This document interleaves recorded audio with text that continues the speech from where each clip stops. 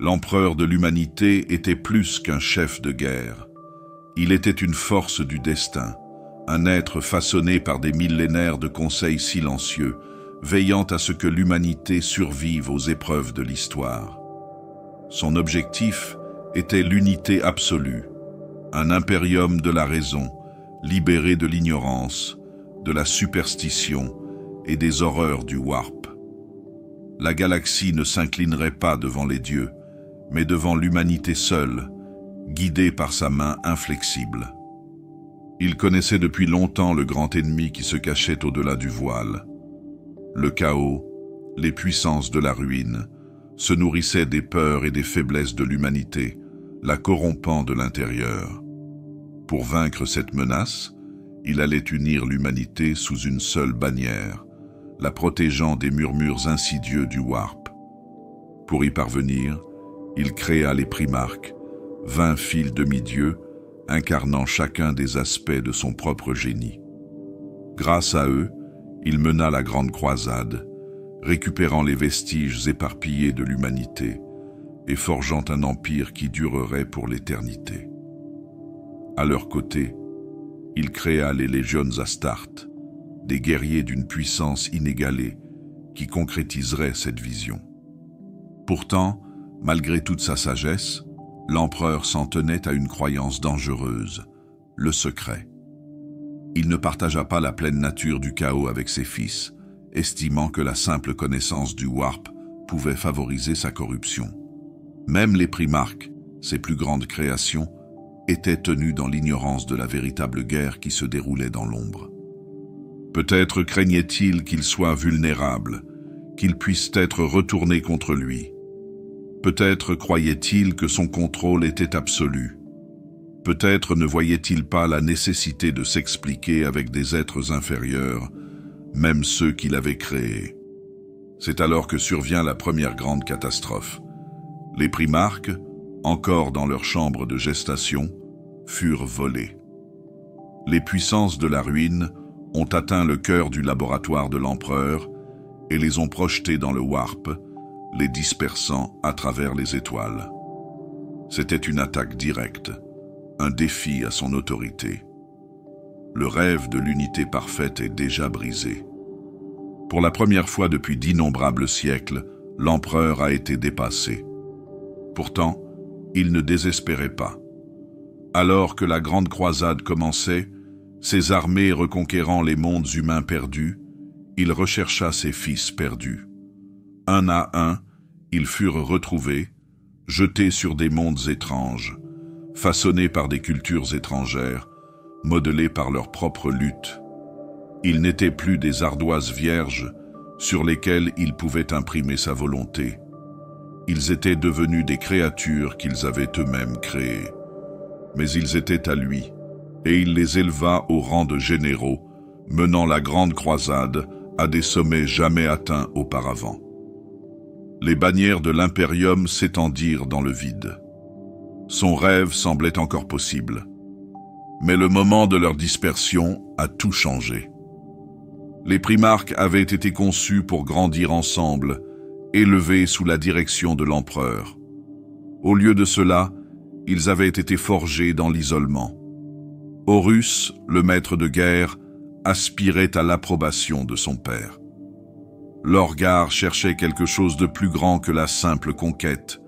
Angron, brisé par la souffrance, brûlait de rage. Chacun portait le poids de son passé, et l'unité envisagée par l'empereur n'existait plus. Des fissures se sont formées dans les fondations. L'empereur ne faiblit pas. La grande croisade se poursuivit, et il resta fermement convaincu que l'impérium se construirait comme il l'avait prévu.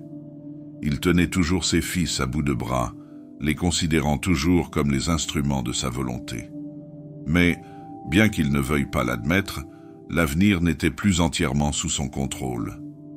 Le rêve d'unité avait été compromis dès l'instant où les primarques lui avaient été enlevés. Ils n'étaient pas seulement des fils perdus, ils étaient désormais des variables hors de sa portée, façonnés par des forces étrangères à son grand dessein.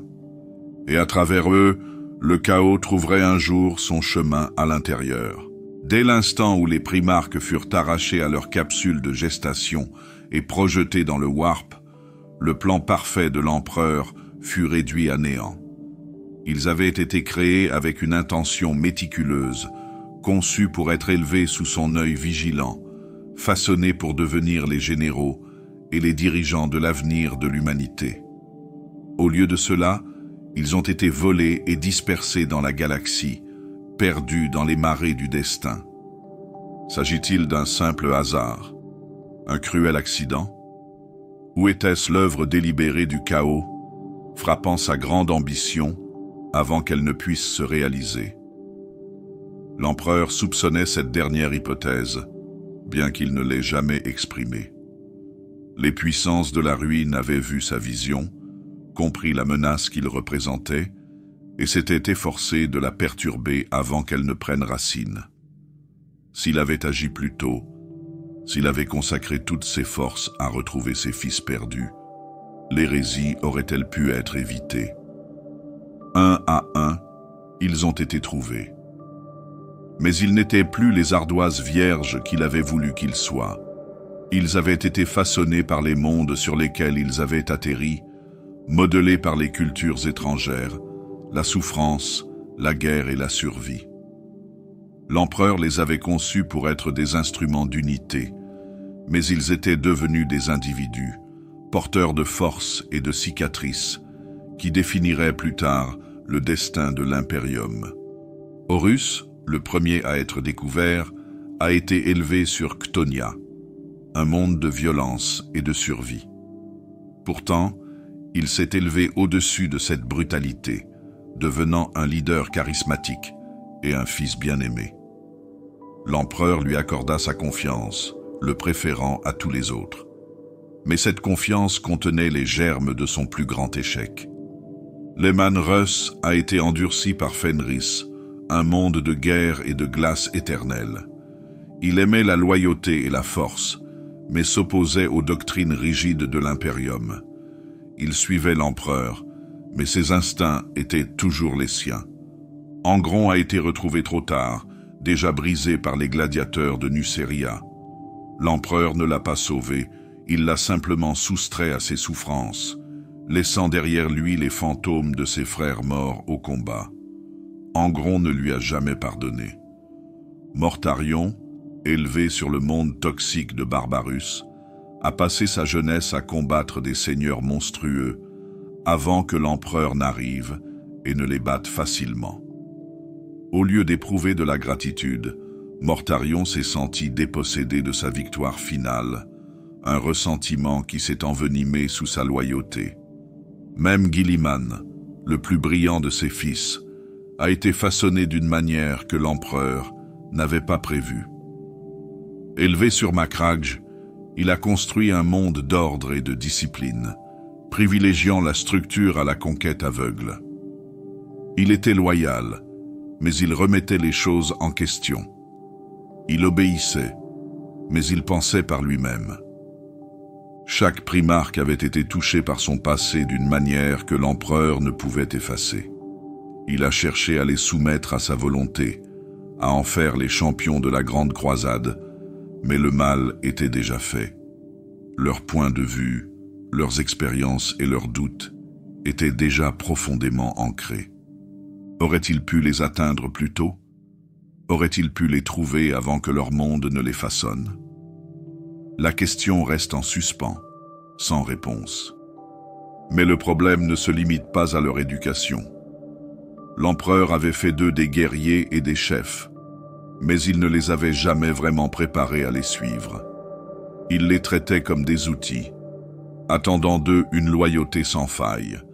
Mais ils n'étaient pas de simples armes, ils étaient des individus, chacun avec ses propres désirs et ses propres défauts.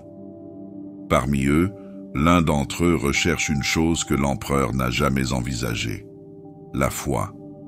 Lorgar Aurélien, élevé en Colchide, ne voyait pas l'empereur comme un souverain ou un père, mais comme un dieu. Dès qu'il a été découvert, il l'a vénéré, croyant que l'empereur était un être divin destiné à apporter l'illumination. Mais l'empereur ne tolérait pas l'adoration. Il exigeait de la loyauté, pas de la vénération. La dévotion de Lorgar était mal placée, et lorsque l'empereur l'a rejetée, la blessure qu'elle a laissée était plus profonde que n'importe quelle lame. L'incendie de Monarchia, la destruction de la ville la plus sacrée de Lorgar, n'était pas seulement une punition.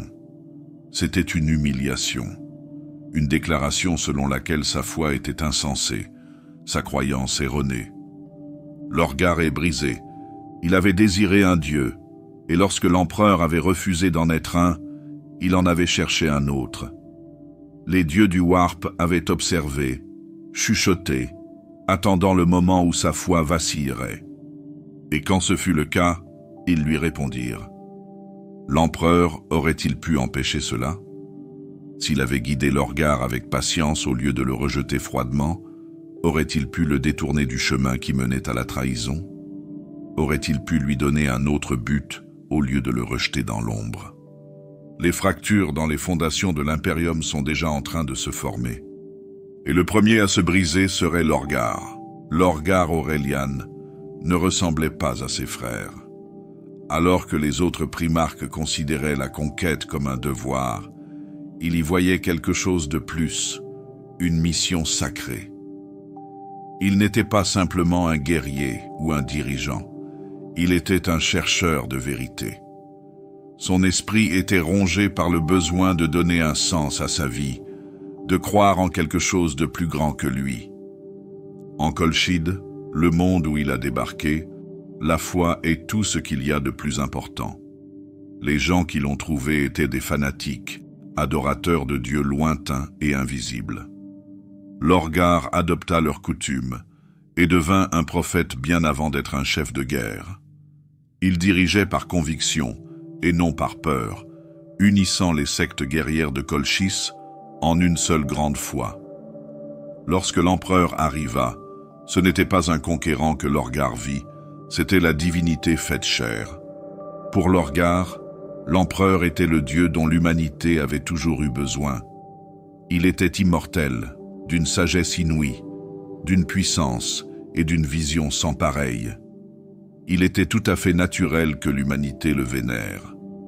Lorgar ne s'est pas contenté de se battre pour l'Imperium, il l'a prêché. Il construisit des temples, répandit la foi et s'assura que chaque monde qu'il mettait en conformité ne se contentait pas d'obéir à l'empereur, mais qu'il le vénérait. Mais l'empereur n'a pas de patience pour le culte. Son rêve pour l'humanité était celui de la raison et non de la foi. Pour lui, les dieux étaient de fausses idoles, des béquilles pour les faibles. Il ne souhaitait pas être vénéré, mais suivi. Et lorsqu'il vit que Lorgar ralentissait la progression de la grande croisade par des sermons au lieu de conquêtes rapides, il agit avec une impitoyable fermeté. La monarchie a été choisie comme exemple. La plus grande ville construite au nom de l'empereur Monarchia était le symbole de la dévotion de Lorgar. Ses flèches s'élançaient vers les cieux, ses rues résonnaient des voix des fidèles. Elle était parfaite, sainte, jusqu'à ce que l'empereur ordonne sa destruction.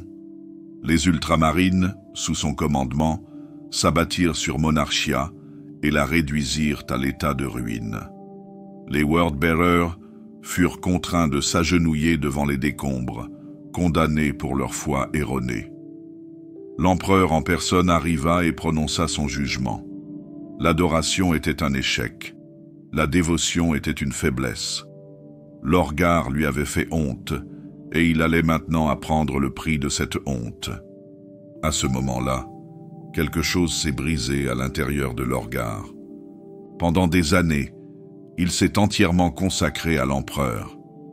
Chaque sermon, chaque temple, chaque acte de foi avait été fait en son nom.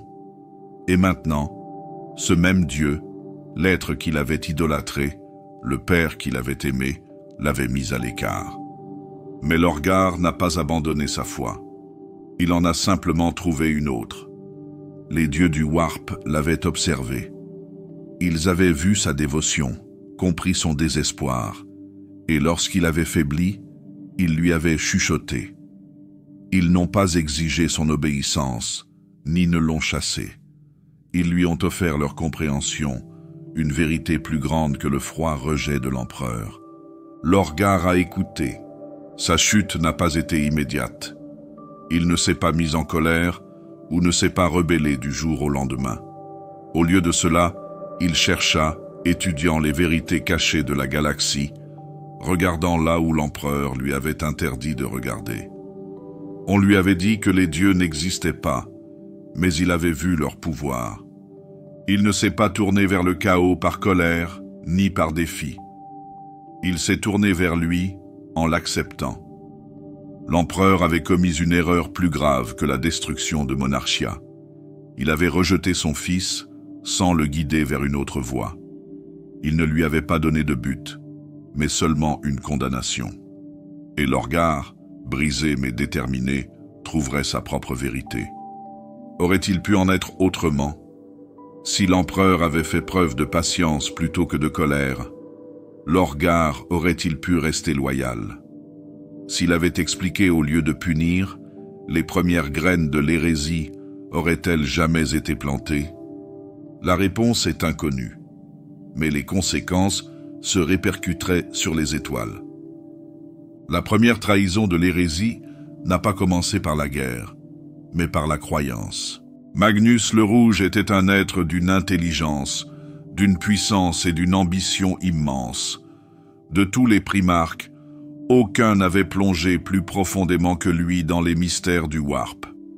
Là où d'autres voyaient le danger, il voyait la connaissance. Là où l'empereur prêchait la prudence, Magnus cherchait la compréhension. Pour lui, le Warp n'était pas un abîme de folie, mais un outil, une force que l'on pouvait maîtriser, façonner et manier pour le bien de l'humanité.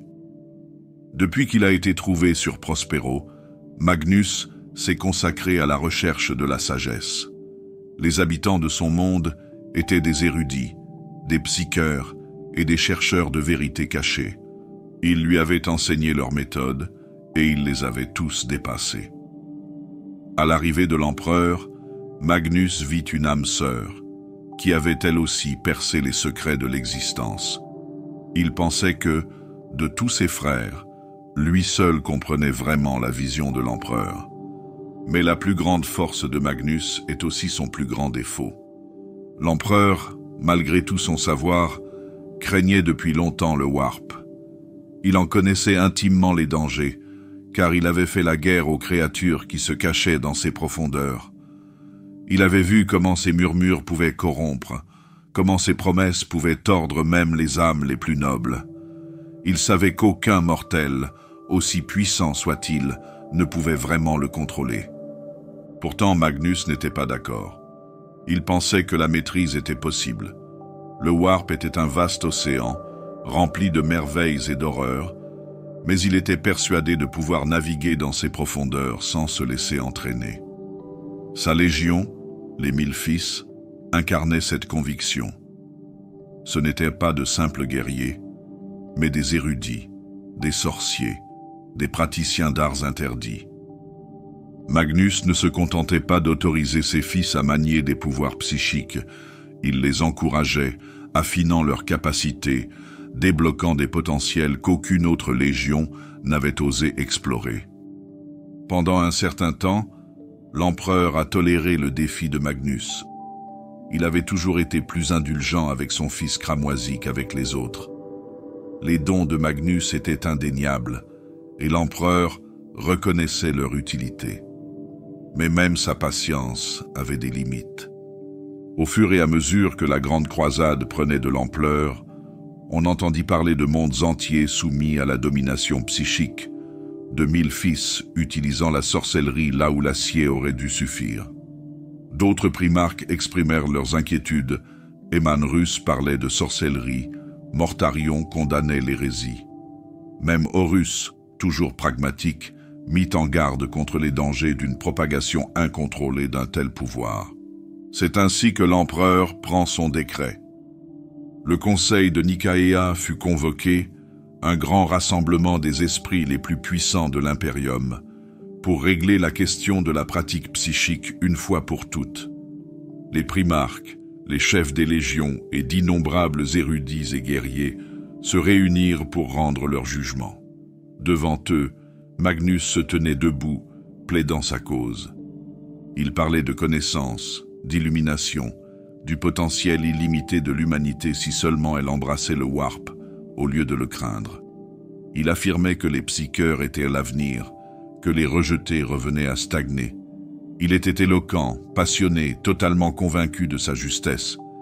Mais il avait déjà perdu. L'empereur a pris sa décision avant même que les premiers mots ne soient prononcés. Il se tint debout, radieux et terrible, et prononça son jugement. L'utilisation des pouvoirs psychiques au sein des légions devait être interdite. Les divisions de Librarius devaient être dissoutes et leurs pratiques interdites. Les dangers de la sorcellerie étaient trop grands, les risques trop élevés. Magnus, aux yeux de son père, avait dépassé les bornes. Pour la deuxième fois dans l'histoire de l'Imperium, un fils de l'empereur est humilié publiquement. Magnus est stupéfait. Il avait cru, vraiment cru, que l'empereur serait raisonnable. Il avait pensé que son père, le seul être existant capable d'égaler son intelligence, comprendrait. Mais au lieu de cela, il avait été condamné. Le travail de toute une vie avait été jeté aux oubliettes par un simple décret. Malgré cela, Magnus n'a pas faibli dans sa loyauté. Il n'a pas maudit son père comme l'avait fait Lorgar. Il ne s'est pas mis en colère et ne s'est pas rebellé. Au contraire, il résolut de prouver que l'empereur avait tort. Il poursuit donc ses études en secret. Il s'enfonça plus profondément dans le warp, rechercha une plus grande connaissance, s'engagea dans des voies qu'il avait autrefois évitées. Si l'empereur n'écoutait pas les mots, alors Magnus agirait. Il guetterait le moment où son père aurait besoin de lui, et à ce moment-là, il démontrerait le véritable pouvoir du warp. Il n'a pas vu le malheur qui l'attendait dans l'ombre. Le conseil de Nicaea avait réduit au silence le seul homme qui aurait pu avertir l'Imperium de sa plus grande menace. Magnus avait prévu le désastre. Il avait vu des murmures circuler autour d'Horus. Il avait entrevu les griffes du chaos se rapprocher. Il avait essayé de le dire à l'empereur, mais ses paroles avaient été ignorées, ses avertissements rejetés. Mais Magnus n'était pas du genre à accepter l'échec. Si l'empereur n'écoutait pas, Magnus trouverait un autre moyen de l'atteindre. C'est ainsi qu'avec tout le pouvoir dont il dispose, Magnus fait son choix fatidique. Il envoya un message, non pas par un vaisseau ou une parole, mais par le warp lui-même, un avertissement désespéré, un cri psychique qui changerait le cours de l'histoire. Horus Lupercal fut le premier primarque découvert, le premier à se battre aux côtés de l'empereur, le premier à vraiment comprendre la vision de l'Imperium. Dès sa sortie des ruines de Ctonia, il fut tout ce que l'empereur avait espéré d'un fils, un guerrier, un chef, un symbole d'unité. Plus que n'importe lequel de ses frères, Horus comprenait le rêve de son père, et en retour, l'empereur lui accorda sa confiance par-dessus tout. C'est cette confiance, ce lien, qui deviendra à la fois la plus grande force et l'ultime faiblesse d'Horus. Pendant des décennies, Horus a combattu à l'avant-garde de la Grande Croisade, ramenant chaque monde à l'ordre. Il n'était pas qu'un simple seigneur de guerre, il était aimé de ses hommes, admiré par ses frères, une source d'inspiration. Il possédait un charisme que peu de gens pouvaient égaler, la capacité d'unifier même ceux qui étaient divisés. Les légions le suivaient avec une dévotion absolue, car il dirigeait non seulement avec force, mais aussi avec compréhension. Pourtant, même au cours de ces années de triomphe, le doute s'est installé en lui. La vision de l'empereur est vaste, mais elle est aussi rigide. Il n'y avait pas de place pour le questionnement, pas de place pour l'incertitude. Les primarques n'étaient pas censés guider l'Imperium, ils étaient censés le faire respecter.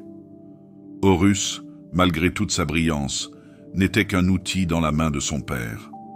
Plus il se battait, plus il voyait de choses, plus il se demandait si le rêve de son père était vraiment infaillible. C'est alors qu'est arrivé le moment qui a tout changé.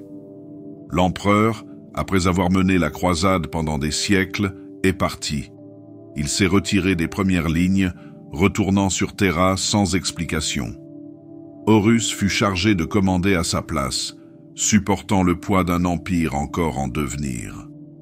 On ne lui donna pas de conseils, on ne lui confia pas le véritable objectif de la retraite de l'empereur. On attendait simplement de lui qu'il gouverne. Le titre de maître de guerre était à la fois un honneur et un fardeau.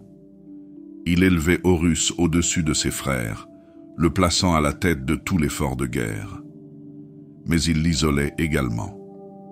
Les primarques étaient des êtres puissants et obstinés, chacun ayant ses propres ambitions et ses propres rancunes. Certains lui en voulaient de sa nomination. D'autres doutaient de sa capacité à diriger sans la présence de l'empereur. Horus avait passé sa vie à rechercher l'approbation de son père, et lorsqu'elle lui avait été accordée, elle était venue de loin. L'empereur n'est pas resté pour le guider. Il ne lui a pas offert la sagesse qui aurait pu l'aider à faire face à ce qui l'attendait. Il est simplement parti, laissant à Horus le soin de supporter seul le poids de la situation. Cette confiance sera sa perte. Sans la présence de l'empereur, des murmures commencèrent à prendre racine dans l'esprit d'Horus. Certains venaient de ses frères Lorgar, qui marchaient déjà sur la voie de l'hérésie, semant le doute là où il y avait autrefois de la certitude. D'autres venaient des légions, qui se demandaient pourquoi l'empereur avait abandonné la croisade, pourquoi il avait préféré le secret à la transparence. D'autres viennent d'endroits plus sombres. Horus avait toujours été fort, mais il était aussi humain. Il ressentait vivement le fardeau du commandement, le poids de l'attente qui pesait sur lui. Il avait été élevé comme un fils, mais traité comme une arme. On lui avait accordé le pouvoir, mais on lui avait refusé le savoir. On lui avait donné le commandement, mais on l'avait privé du père qui aurait dû se tenir à ses côtés. Lui, en a-t-il jamais voulu? S'est-il jamais demandé s'il n'avait été qu'un moyen de parvenir à ses fins? Ses pensées s'envenimaient au plus profond de son esprit. Au début, elles étaient minimes, des doutes que l'on pouvait ignorer, des questions que l'on pouvait repousser. Mais le doute est comme une fissure dans la pierre. Une fois formé, il ne fait que croître. Puis vint Davin, la bataille qui allait changer le cours de l'histoire, le moment où le destin d'Horus serait scellé. Une campagne comme tant d'autres, une guerre contre un monde qui avait sombré dans la corruption. Mais cette guerre cachait le piège qui lui avait été tendu. Une blessure, une maladie, un choix qui déterminerait l'avenir de l'Imperium. Horus Lupercal a toujours été le fils préféré de l'empereur. Dès sa naissance, il fut élevé non seulement comme un guerrier mais aussi comme un chef, capable d'inspirer la dévotion à ses hommes et la loyauté à ses frères. Pendant des décennies, il s'est battu aux côtés de l'empereur, amenant d'innombrables mondes dans le giron de l'Imperium. Mais lorsque le titre de maître de guerre lui a été conféré, le fardeau de la croisade entière a été placé sur ses épaules. Le poids de cette responsabilité s'alourdit de jour en jour. L'empereur était parti pour Terra, se retirant du front sans explication. Horus, qui s'était battu pendant des siècles en croyant à la présence de son père, se retrouvait désormais seul. On attendait de lui qu'il dirige sans poser de questions, qu'il maintienne l'unité parmi les primarques, dont certains n'appréciaient pas sa nouvelle autorité. Il était le commandant choisi par l'empereur, mais on ne lui avait pas confié le véritable but de son père. Le doute s'insinua dans son cœur. C'est dans cet état d'incertitude qu'Horus est arrivé dans le monde de Davin. Davin était autrefois un monde docile, pacifié au nom de l'impérium. Mais quelque chose avait changé. Le gouverneur, Eugen Temba, s'était retourné contre l'impérium, menant une rébellion qui envoya des rapports inquiétants à travers la chaîne de commandement. Des chuchotements parlaient d'événements contre nature, de transformations étranges parmi les forces traîtresses. Horus, qui s'est toujours battu aux côtés de ses guerriers, a pris personnellement le commandement de la campagne. Au début, la bataille fut comme toutes les autres. Les loups de la lune s'attaquèrent à l'ennemi avec une force écrasante, perçant ses rangs. Mais à mesure qu'ils avançaient, un malaise se répandait parmi eux. Les rebelles se battaient avec une résistance peu naturelle. Leurs mouvements étaient erronés. Leurs yeux brûlaient de quelque chose qui dépassait l'entendement humain. L'air lui-même semblait épais, pressant les guerriers comme une force invisible. Puis vint le duel. Horus affronte Temba dans les ruines d'un temple corrompu. Mais l'homme qui se trouvait devant lui n'était plus humain. Sa chair se déplaçait, se déformait comme si la réalité elle-même reculait devant sa présence. Sa voix portait des échos qui n'appartenaient pas à une seule gorge, mais à plusieurs. Et dans ses mains, il tenait une arme de la ruine, une lame entachée par l'essence même du warp. Ils se battirent, et Horus, dans son arrogance, crut qu'il affrontait un simple homme. Il ne se rendit compte de la nature du combat que trop tard. L'arme de Temba trouva sa cible, entaillant profondément la chair du primarque. Mais ce n'était pas une blessure ordinaire. La lame portait en elle quelque chose qui s'était infiltré dans Horus, non seulement dans son corps, mais dans son âme même. Horus est tombé. Ses guerriers le portèrent hors du champ de bataille, sa carcasse massive sans vie et froide. Le maître de guerre de l'impérium agonisait, et la légion entière tremblait à l'idée de le perdre. En l'absence de conseil de la part de l'empereur, ses capitaines se tournèrent vers les seuls qui prétendaient avoir une réponse, les prêtres d'Avinith, de la loge du serpent. Les prêtres ont parlé d'un moyen de le sauver, de rituels anciens qui pouvaient guérir les blessures au-delà de la chair. Il y eut des hésitations, mais le désespoir l'emporta. Le plus grand fils de l'impérium était en train de disparaître. Il fut transporté dans la loge, placé sur un autel, et le rituel commença. À l'intérieur de la loge, Horus dériva au-delà du voile de la réalité. Son esprit fut projeté dans les profondeurs du warp, où des visions l'assaillirent. Il vit l'impérium, mais pas tel qu'il l'avait cru. Il vit un empire de stagnation, de dévotion aveugle, où l'humanité était liée par la servitude à un Dieu qui ne l'écoutait pas. Il vit son père, distant et insensible, trônant dans la lumière dorée, sourd à la souffrance de ceux qui avaient saigné pour lui. C'est alors que les chuchotements ont commencé. Ils n'ont pas commandé. Ils n'ont pas menacé. Ils offraient seulement une autre voie, une autre vérité. Un avenir où Horus ne serait pas un serviteur, mais un maître. Un avenir où il ne se battrait pas pour le rêve de son père, mais pour le sien. Ils lui montrèrent ce qui pouvait être. Une galaxie où l'empereur serait renversé, où Horus mènerait l'humanité vers une nouvelle ère. Horus se réveilla. Le maître de guerre sortit de la loge. Le corps guéri, la force retrouvée. Ses guerriers se réjouirent, le croyant sauvé. Mais quelque chose avait changé. Il y avait une ombre dans ses yeux, un poids dans sa présence qui n'existait pas auparavant. Il ne parla pas de ce qu'il avait vu, ne partagea pas les visions qui avaient été gravées dans son âme. Le primarque qui était entré dans la loge n'était pas celui qui en était sorti. Si l'empereur avait été présent, aurait-il pu l'arrêter? S'il avait expliqué son but, s'il avait accordé à Horus la confiance qu'il recherchait si désespérément, ce moment aurait-il pu être évité? La question n'a plus d'importance. La première véritable blessure de l'hérésie a été infligée. La grande croisade n'était pas une marche de libération, C'est une campagne de domination absolue.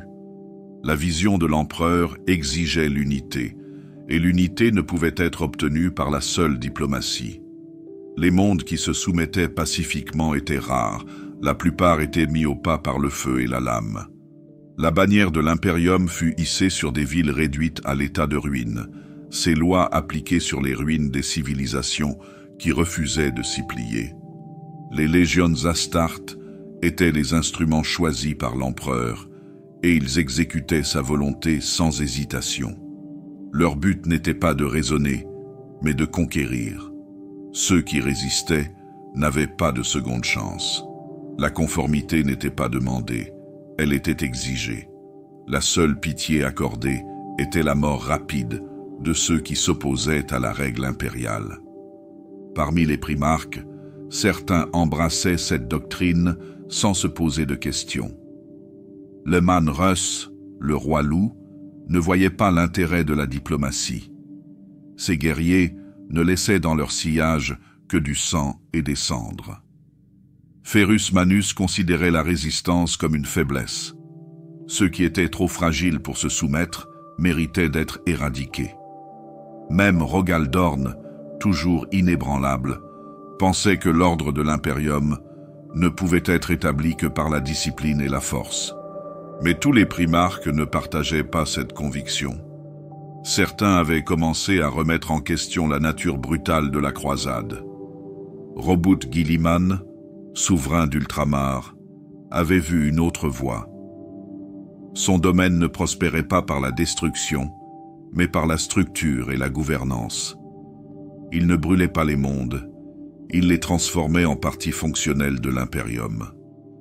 Mais il n'était qu'un seul homme, et sa façon de faire était l'exception, pas la règle.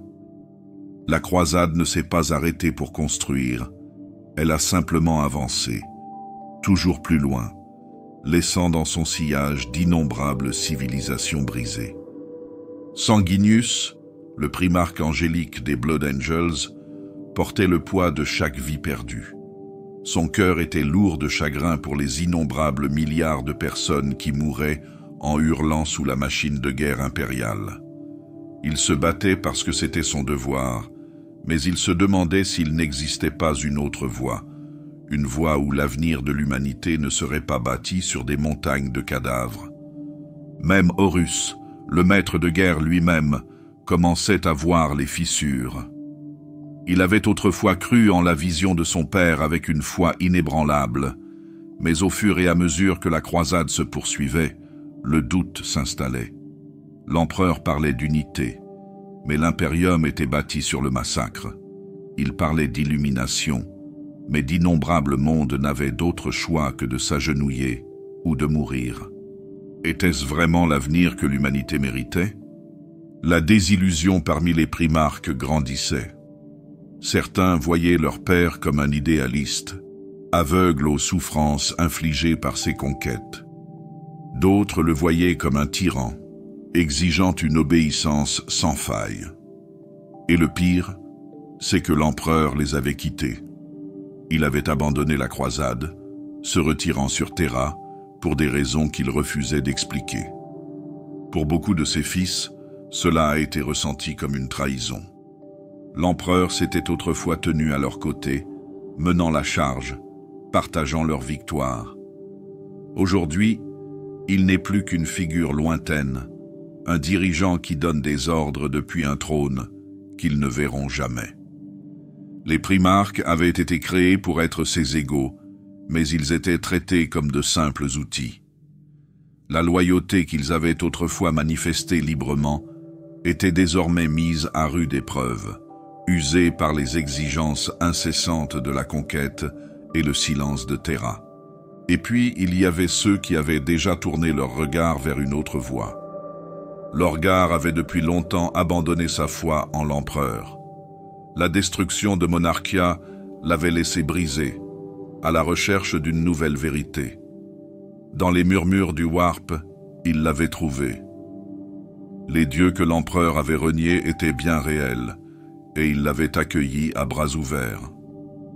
Il avait entamé sa propre croisade, non pas contre la conformité, mais contre la corruption. Ces word-bearers se déplaçaient en secret, répandant leur nouvelle foi, plantant les graines de la rébellion. Horus, qui venait de sortir de la loge du serpent, n'était plus l'homme qu'il avait été. Il ne parlait pas de ce qu'il avait vu dans ses rêves, ne partageait pas les visions qui avaient été gravées dans son âme. Mais quelque chose avait changé. Ses doutes s'étaient approfondis. Sa foi en la cause de l'empereur avait été ébranlée jusqu'à la moelle. Il y a toujours eu des fissures dans l'impérium, mais aujourd'hui, ces fissures sont devenues des lignes de faille. Les primarques avaient commencé à s'éloigner les uns des autres, leur loyauté se divisant. Certains restaient inébranlables, liés par le devoir. D'autres s'interrogeaient, murmuraient entre eux des alternatives. Et certains avaient déjà fait les premiers pas dans la trahison. Le premier acte de rébellion n'était plus une possibilité. Il était inévitable. Le premier coup de l'hérésie d'Horus n'a pas été porté dans l'ombre, ni chuchoté dans le secret. Il a été déclaré dans le feu et le sang à Istvan III, où les frères se sont retournés contre les frères, et où le rêve de l'impérium a été irrémédiablement brisé. Horus avait pris sa décision. Les doutes qui avaient pris racine en lui, les murmures qui avaient envahi son esprit depuis Davin, s'étaient transformés en conviction. Il ne croyait plus au rêve de l'empereur. La vision d'une galaxie unie par la raison et l'ordre n'était qu'un mensonge, un mirage bâti sur la souffrance, la conquête et un empire qui ne servait que les ambitions d'un seul être. L'empereur avait abandonné ses fils, abandonné la grande croisade et les avait laissés appliquer une vision qu'il ne voulait même pas expliquer.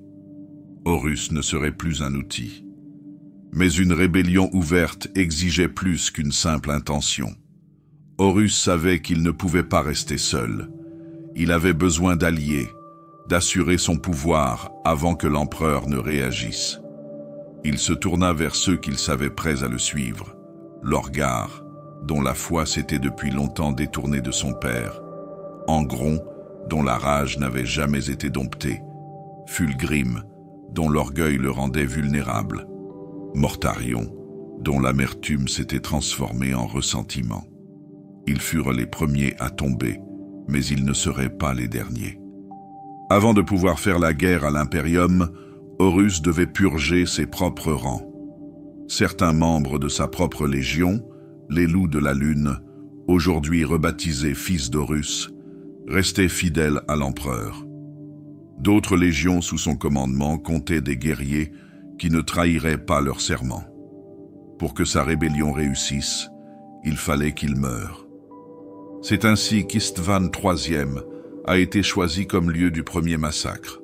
Horus déclara que le monde était en rébellion, qu'il représentait une menace pour l'Imperium et ordonna un assaut. Il envoya des milliers d'Astartes loyalistes à la surface, des guerriers de sa propre légion, ainsi que des éléments des dévoreurs de monde, des enfants de l'empereur et de la garde de la mort. Ils croyaient accomplir leur devoir en imposant le respect de la loi impériale. Ils ignoraient que leur maître de guerre les avait déjà condamnés. Une fois déployées, les bombes virales sont tombées. L'attaque a été rapide, impitoyable et absolue. Le ciel brûlait tandis que la mort chimique balayait le monde, arrachant la chair aux os, transformant des villes entières en ruines charnelles. Les Astartes de la surface furent laissés à l'abandon, leurs armures étant inutiles face à l'horreur rampante de l'anéantissement biologique. Mais certains ont survécu. Les loyalistes, comprenant leur sort, se réfugièrent dans des bunkers et s'y enfermèrent. Horus, apprenant que sa purge était incomplète, ordonna à ses légions traîtresses de descendre et d'achever le massacre. S'ensuivit la première véritable bataille de l'hérésie.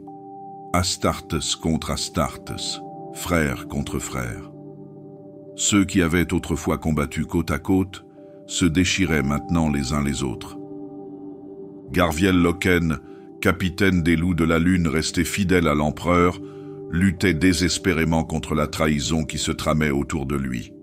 Lui et les autres qui s'opposaient à Horus savaient qu'ils ne pourraient pas gagner, mais ils ne voulaient pas mourir en silence. Ils se battirent avec la fureur de ceux qui savent que leur cause est condamnée, frappant leurs anciens camarades, refusant de se rendre. Mais ils sont en surnombre. Un à un, les loyalistes furent traqués et éradiqués. Les mangeurs de monde, menés par Angron, se délectèrent du massacre.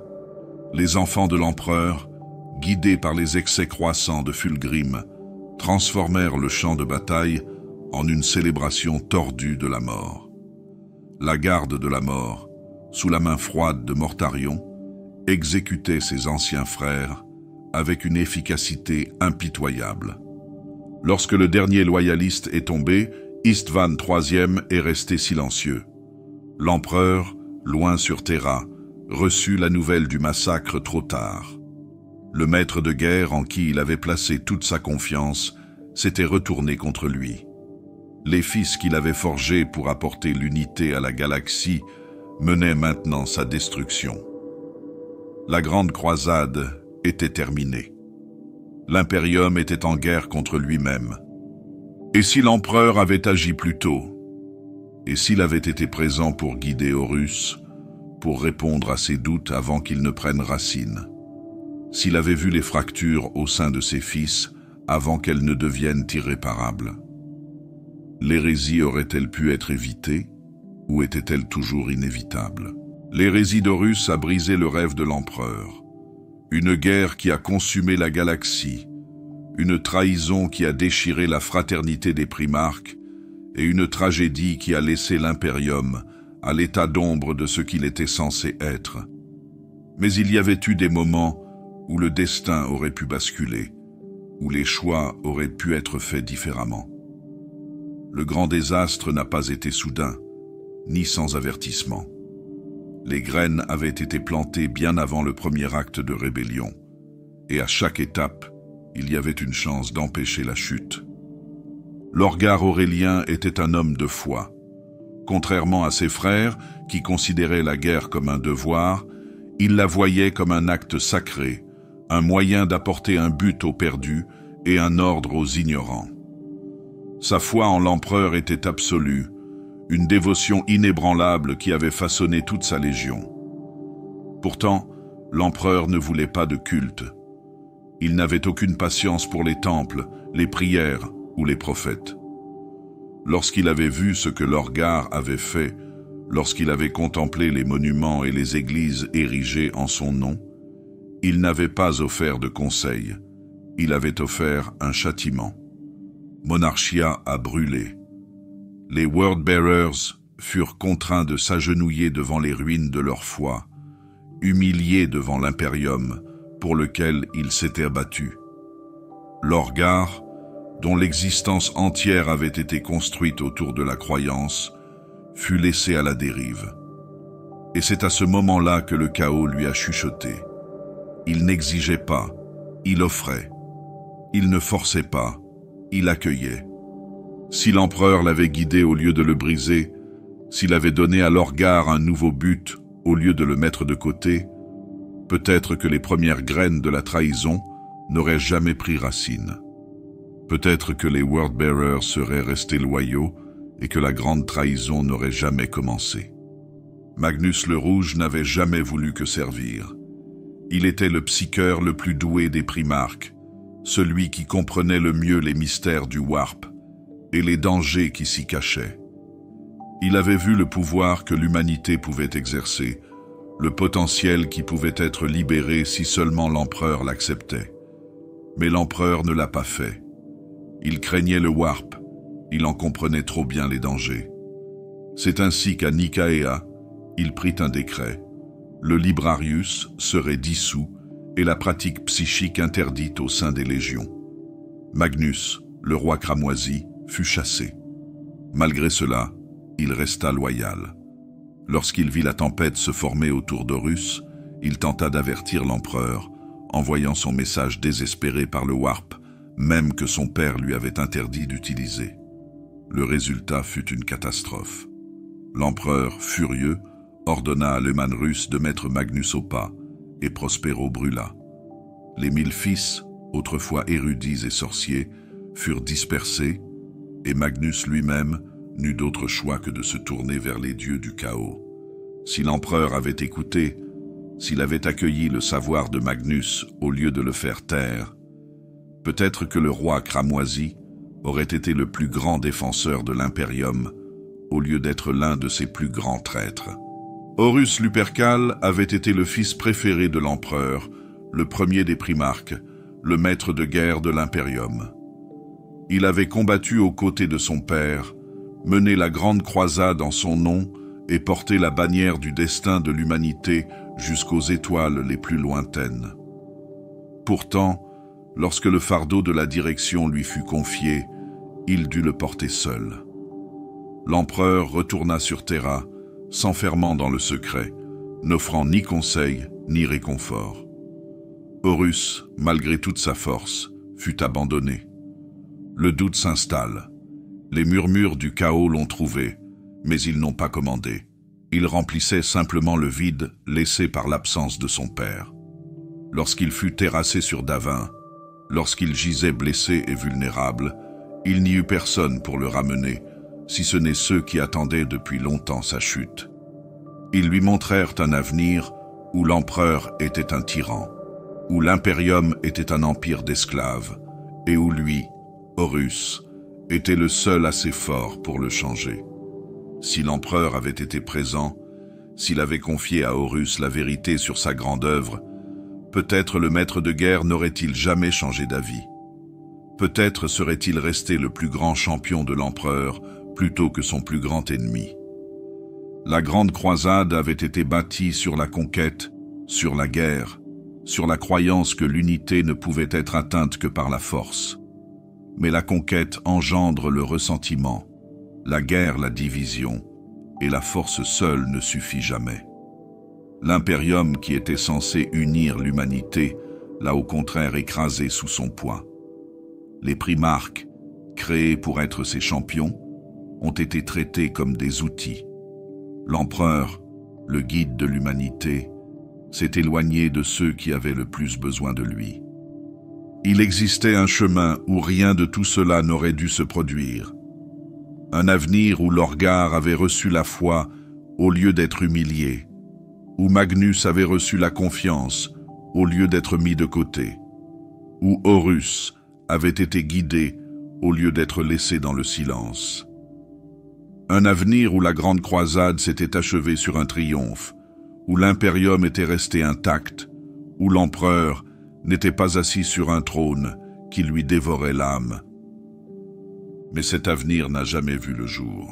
L'impérium était censé être le couronnement de l'humanité, un empire d'unité, de raison et d'ordre, guidé par la volonté de l'empereur.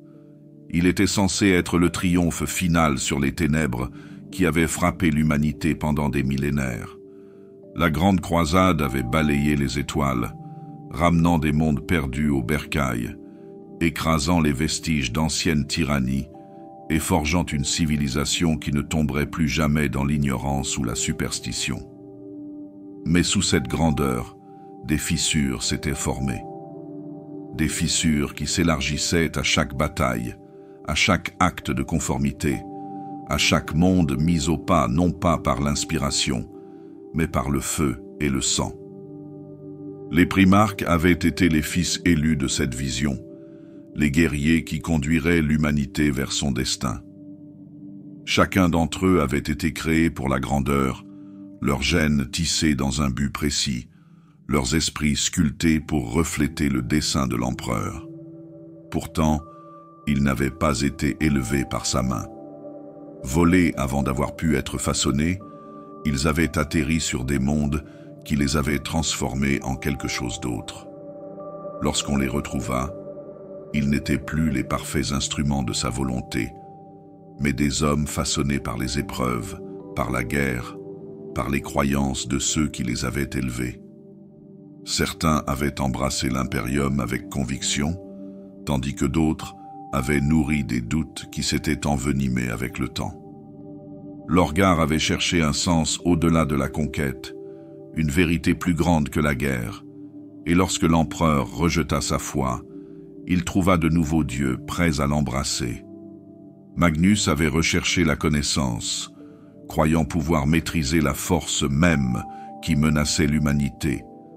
Mais ses avertissements avaient été ignorés, ses dons traités comme une malédiction.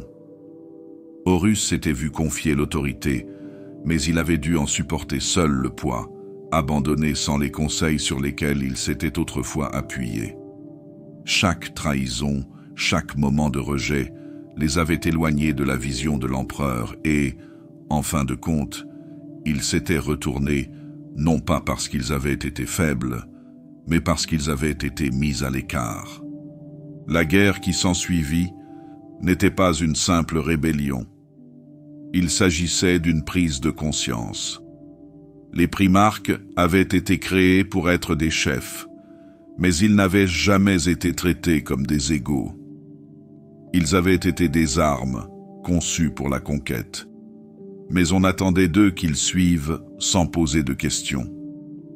Pour certains, c'était suffisant. Pour d'autres, c'était une chaîne trop lourde à porter. Lorsque les feux d'Istvan se sont allumés, lorsque les premiers coups de l'hérésie ont été portés, il ne s'agissait pas seulement d'une guerre pour le pouvoir, mais aussi de l'éclatement d'une famille qui n'avait jamais été vraiment entière. L'empereur avait prévu les dangers du chaos, mais il avait cru pouvoir maintenir ses fils dans l'ignorance, qu'il était le seul à pouvoir porter le fardeau de cette connaissance. Il avait cherché à contrôler leur destin sans révéler toute l'ampleur de la guerre qu'ils menaient. Mais l'ignorance n'était pas un bouclier. Les murmures du Warp les avaient trouvés, s'étaient emparés de leurs doutes, de leurs peurs, de leur besoin d'un but. Et lorsque le premier d'entre eux tomba, les autres suivirent. L'hérésie n'a pas été l'échec d'un seul moment, ni le résultat d'un mauvais choix. Elle s'est construite depuis le début. Chaque ordre donné sans explication, chaque secret gardé, chaque punition infligée sans compréhension avait conduit à cela. Peut-être n'y avait-il jamais eu d'autre voie. Peut-être l'impérium avait-il toujours été condamné à se fracturer sous son propre poids. La guerre s'était terminée dans le feu et la ruine, les traîtres ayant été jetés dans l'œil de la terreur et les loyalistes ayant dû reconstruire sur les cendres. Mais l'impérium qui émergea n'était pas celui que l'empereur avait imaginé. Ce n'était pas une utopie de connaissance et de raison, mais un état forteresse, gouverné par la peur, par le dogme, par une guerre éternelle qui ne pourrait jamais être gagnée. L'empereur lui-même, le guide de l'humanité, était devenu un dieu silencieux, enterré sur le trône d'or, engagé dans une bataille sans fin contre les forces mêmes qu'il avait cherché à bannir à jamais. Ce qui restait n'était pas un rêve réalisé, mais un rêve brisé. L'impérium avait perduré, mais à quel prix? 10 000 ans de guerre, un empire bâti sur la souffrance de son peuple, une civilisation qui s'accrochait à la survie plutôt qu'à l'ascension.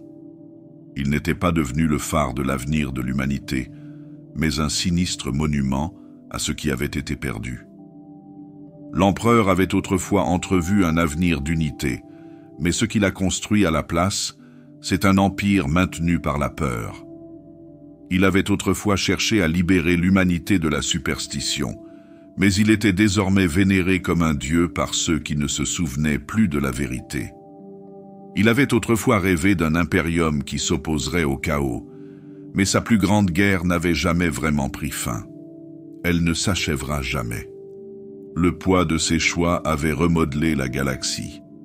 L'hérésie avait été combattue et perdue, non seulement sur les champs de bataille d'Istvan ou de Terra, mais aussi dans le cœur de ceux qui l'avaient autrefois suivi sans poser de questions. Aurait-il pu en être autrement?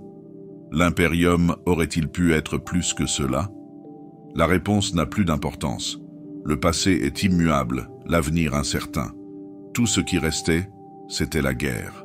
Bien avant la grande croisade, avant les primarques et les légions, L'empereur avait imaginé un avenir où l'humanité serait libre. Non seulement libre de la tyrannie des seigneurs de guerre et des oppresseurs extraterrestres, mais aussi du Warp lui-même. Il avait marché parmi l'humanité pendant des millénaires, guidant, façonnant et préparant la civilisation à son ascension. Mais il avait vu trop souvent le destin de ceux qui s'en remettaient à l'immatérium. C'était une voie traîtresse qui avait mené d'innombrables espèces à la ruine. L'humanité ne pouvait pas bâtir son empire sur des fondations aussi fragiles.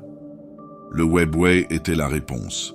Autrefois, les Eldars régnaient sur les étoiles, non pas grâce au Warp, mais grâce au vaste réseau de tunnels cachés qui leur permettait de se déplacer à travers la galaxie en un instant. Ce labyrinthe les avait protégés des horreurs du Warp, un âge d'or bâti sur des voies qu'aucun démon ne pouvait traverser. Lorsque leur empire s'est effondré, la voie du Web est restée une relique d'une civilisation perdue, remplie des échos d'un passé que l'humanité comprenait à peine. L'empereur a vu son potentiel. Si l'humanité pouvait construire sa propre voie Web, l'Imperium serait intouchable. Plus de dépendance aux navigateurs, plus de vaisseaux perdus dans les tempêtes Warp, plus d'incursions démoniaques menaçant des secteurs entiers. L'humanité s'élèverait, laissant derrière elle les faiblesses qui ont condamné tous les empires avant elle. L'Imperium ne serait plus lié aux caprices du chaos. Il serait libre. Mais un tel projet ne pouvait pas être construit au grand jour. Même les primarques n'en ont pas été informés. Le Mechanicum, avec toutes ses connaissances, était tenu à l'écart de son véritable objectif. L'empereur avait compris depuis longtemps que le secret était nécessaire. Si la vérité était révélée trop tôt, si d'autres remettaient le projet en question, les progrès seraient ralentis, retardés par le doute, la peur, l'ambition.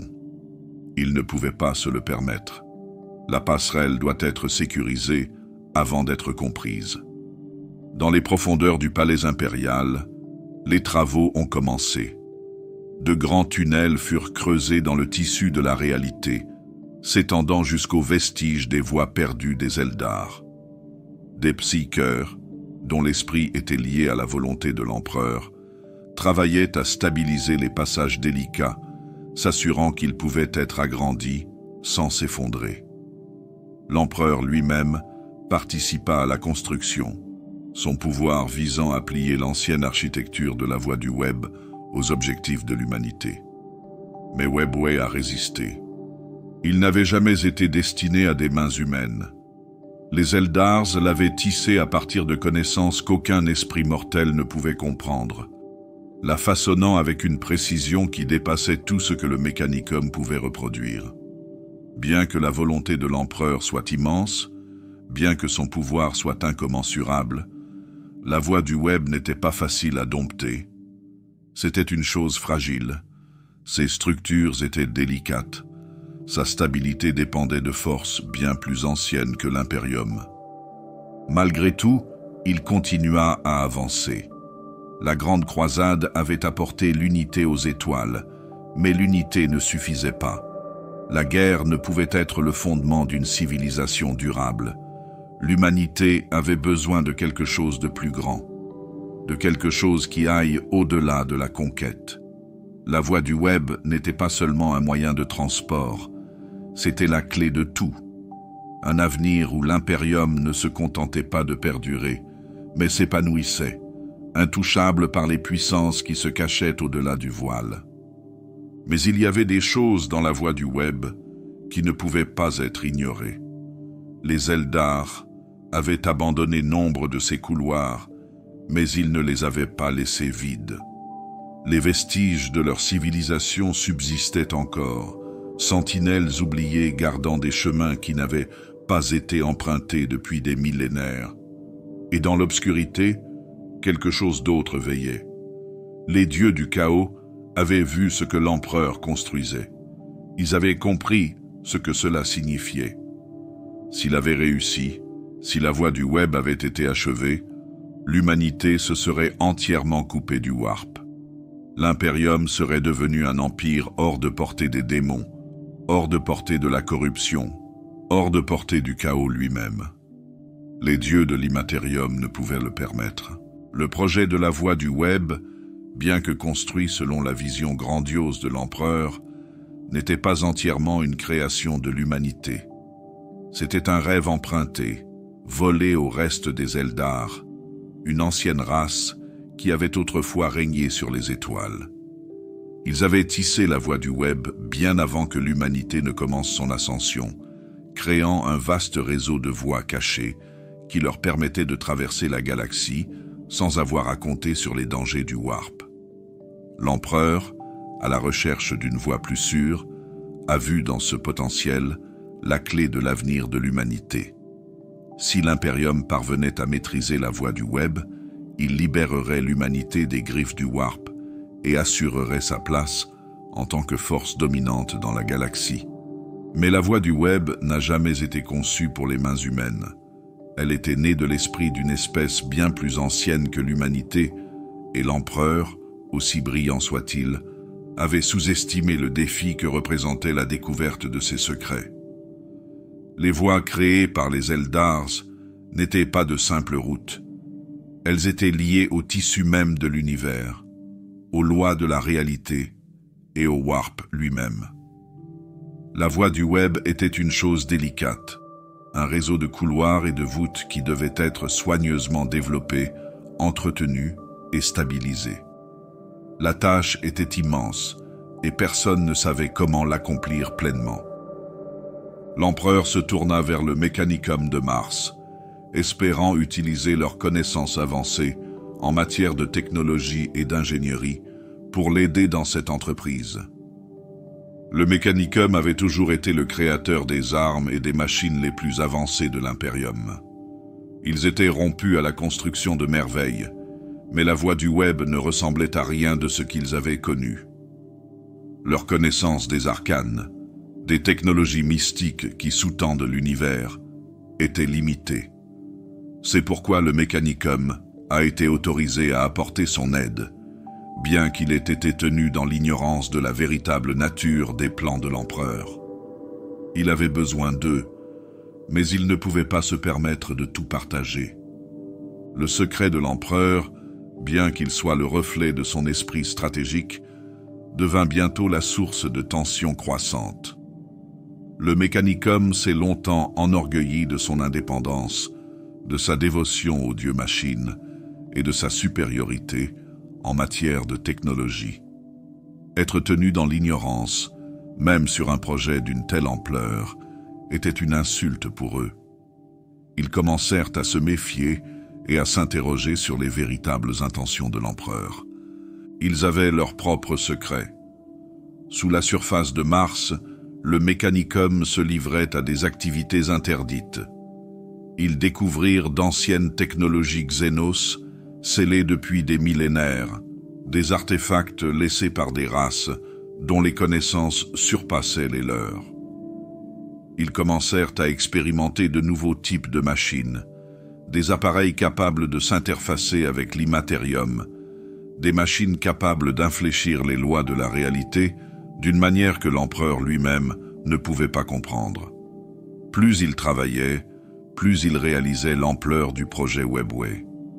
Il ne s'agissait pas seulement d'une structure physique, mais d'une structure cosmique, d'un pont entre les dimensions, d'un royaume qui ne pouvait être dompté par la simple technologie. Si l'on avait fait confiance au Mechanicum, s'il avait été pleinement impliqué dans la vision de l'empereur, il aurait pu aider à perfectionner la voie du web. Peut-être aurait-il pu utiliser leur connaissance avancée de l'immatériel pour le stabiliser et le rendre vraiment sûr pour l'utilisation humaine. Mais le refus de l'empereur de partager pleinement ses plans avec eux a semé la division. Sa vision de l'avenir de l'humanité était claire, mais sa méfiance à l'égard des autres obscurcissait son jugement. Les Mechanicum, à leur tour, commencèrent à suivre leur propre voie, s'engageant plus avant sur un chemin qui les mènerait finalement à la rébellion. Le secret de l'empereur et la méfiance croissante du Mechanicum n'étaient pas les seules forces qui façonnaient le destin de la travée. La passerelle elle-même avec toute sa complexité ancestrale, se défendait contre les intrusions de l'humanité. La passerelle était une chose vivante, liée au tissu même de l'existence. Ces chemins n'étaient pas de simples routes, ils faisaient partie d'un système plus vaste et oublié qui transcendait l'entendement des mortels. La voie du web n'avait jamais vraiment été une création pour les humains.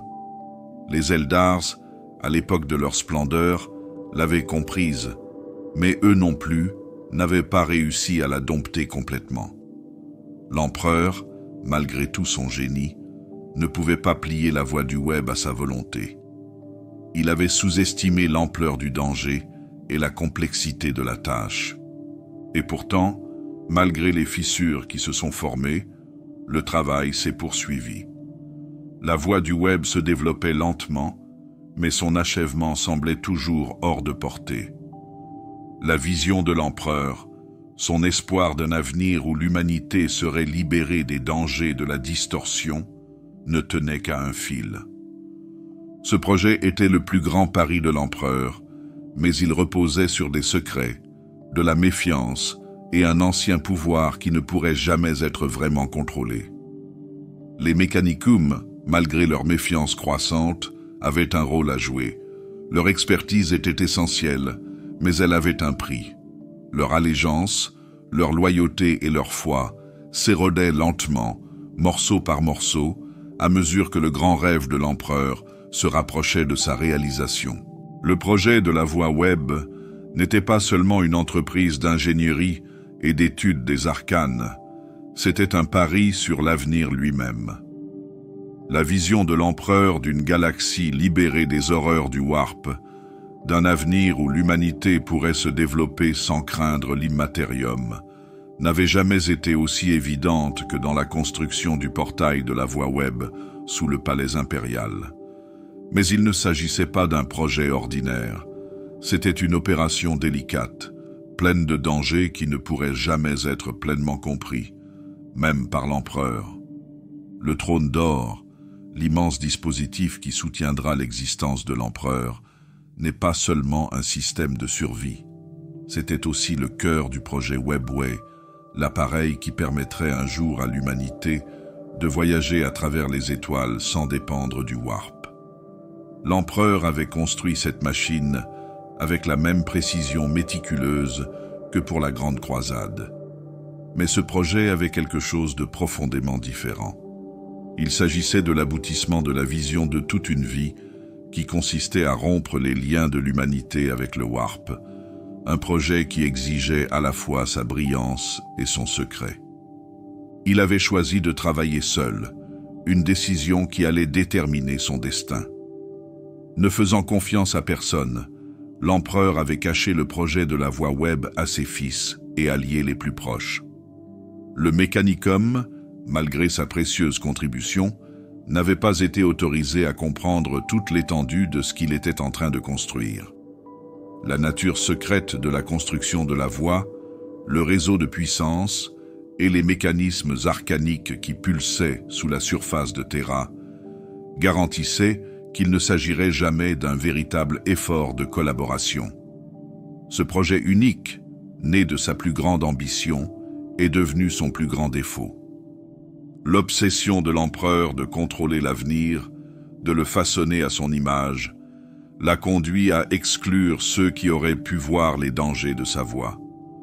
Son refus de partager avec qui que ce soit l'étendue de la voie du net l'a rendu aveugle à ses conséquences potentielles. Il n'avait pas réalisé que la voie était plus qu'une structure, c'était une chose vivante, un conduit pour des pouvoirs qu'aucun esprit mortel ne pouvait comprendre pleinement. Et en s'isolant dans son travail, il avait ignoré les avertissements qui l'entouraient, les voix qui avaient parlé des dangers au-delà de la création de la voie. C'est Magnus le Rouge, le primarque des 1000 fils, qui a vu le premier le danger que représentait la voie du web. Psycheur d'une puissance et d'une perspicacité immense, Magnus avait percé le voile du secret, perçu l'instabilité croissante du portail, l'ancien pouvoir qu'il avait réveillé. Ses avertissements avaient été clairs, mais ils étaient tombés dans l'oreille d'un sourd. Magnus, comme le Mechanicum, avait été tenu à l'écart. L'empereur avait clairement fait savoir que son projet était trop important pour être remis en question, trop essentiel pour être examiné de près. La tentative désespérée de Magnus pour avertir son père était arrivée trop tard. Son cri psychique, un cri qui s'est répercuté dans le tissu même du Warp, avait été son dernier effort pour atteindre l'empereur avant que les défauts de la passerelle ne deviennent fatals. Dans sa hâte à communiquer le danger imminent, Magnus avait ouvert une brèche, une déchirure dans l'immatérium qui changerait à jamais le cours de l'histoire. Son avertissement, destiné à sauver l'humanité, avait au contraire déclenché une marée de destruction. Ce fut un cri qui se répercuta dans toute la galaxie, atteignant les oreilles de ceux qui embrasseraient le chaos et plongeant l'Imperium dans ses heures les plus sombres. L'empereur, dans son isolement, n'avait pas entendu l'appel à l'aide. Son orgueil et sa détermination l'avaient rendu aveugle au danger que son projet avait involontairement révélé. Il avait vu dans la voie du web la solution à la survie de l'humanité, mais ce faisant, il avait manqué les signes avant-coureurs qui auraient pu éviter le désastre. Son refus d'écouter, de confier à d'autres la connaissance de ses plans, l'a conduit sur un chemin qui allait finalement mener à la chute de sa grande vision. En fin de compte, le trône d'or était devenu une prison, le mécanisme même qui soutenait son existence, le piégeant également dans un état entre la vie et la mort. L'empereur avait tout misé sur le succès de la voie du web, mais c'était un pari qui lui coûterait plus cher qu'il ne l'avait jamais imaginé. L'avertissement de Magnus était arrivé trop tard, et la galaxie ne serait plus jamais la même. Magnus l'avait prévenu. Le primarque des 1000 fils, l'un des fils les plus puissants de l'empereur, avait vu le désastre approcher. Ses pouvoirs psychiques étaient inégalés, et grâce à eux, il avait jeté un coup d'œil dans l'avenir, entrevoyant l'instabilité de la voie. Les anciens chemins que l'empereur avait construits sans relâche commençaient à se fissurer sous la pression, et les forces du chaos s'agitaient à l'intérieur. La voie était plus qu'un simple moyen de transport. C'était un pont entre les royaumes, une passerelle vers l'immatérium, et quelque chose de bien plus ancien que l'humanité ne pouvait imaginer. Magnus avait tenté de joindre l'empereur, de le prévenir avant qu'il ne soit trop tard. Mais dans son désespoir, il avait ouvert une brèche. Ce n'était pas un simple cri psychique, c'était un hurlement qui se répercutait dans le Warp lui-même, un avertissement qui se répercutait dans le tissu même de la réalité. Magnus avait espéré que son père écouterait, qu'il tiendrait compte des signes et qu'il apporterait les ajustements nécessaires à la voie web afin de prévenir la catastrophe qui se profilait à l'horizon. Au lieu de cela, son cri ne fit que déchirer le tissu de la voie. Dès que le cri psychique de Magnus a traversé le Warp, les conséquences ont été immédiates. La voie du web, déjà très fragile, commença à s'effondrer. Les murs mêmes qui avaient maintenu le tissu de la réalité ensemble tremblèrent, et les voies que l'on croyait sûres commencèrent à s'effilocher. Le Warp s'engouffra dans la brèche. Les démons, anciens ennemis de l'humanité, se déversèrent par les brèches, leur hurlement résonnant dans toute la galaxie. Les portes que l'empereur s'était efforcé de sceller étaient désormais grandes ouvertes, et les créatures qui attendaient dans l'ombre depuis des millénaires déferlèrent, avides de dévorer tout ce qui se trouvait sur leur passage. Le grand projet de l'empereur, sa dernière vision, s'est effondré en un instant. La voie du web, qui devait libérer l'humanité des griffes du Warp, est devenue son lien le plus direct avec la réalité. Ce qui avait été conçu comme un chemin vers la sécurité devint le conduit d'horreurs indicibles. Les démons même que l'empereur avait cherché à tenir à distance étaient désormais capables de s'introduire au cœur de l'Imperium, semant le chaos au sein de la structure qu'il avait si soigneusement construite.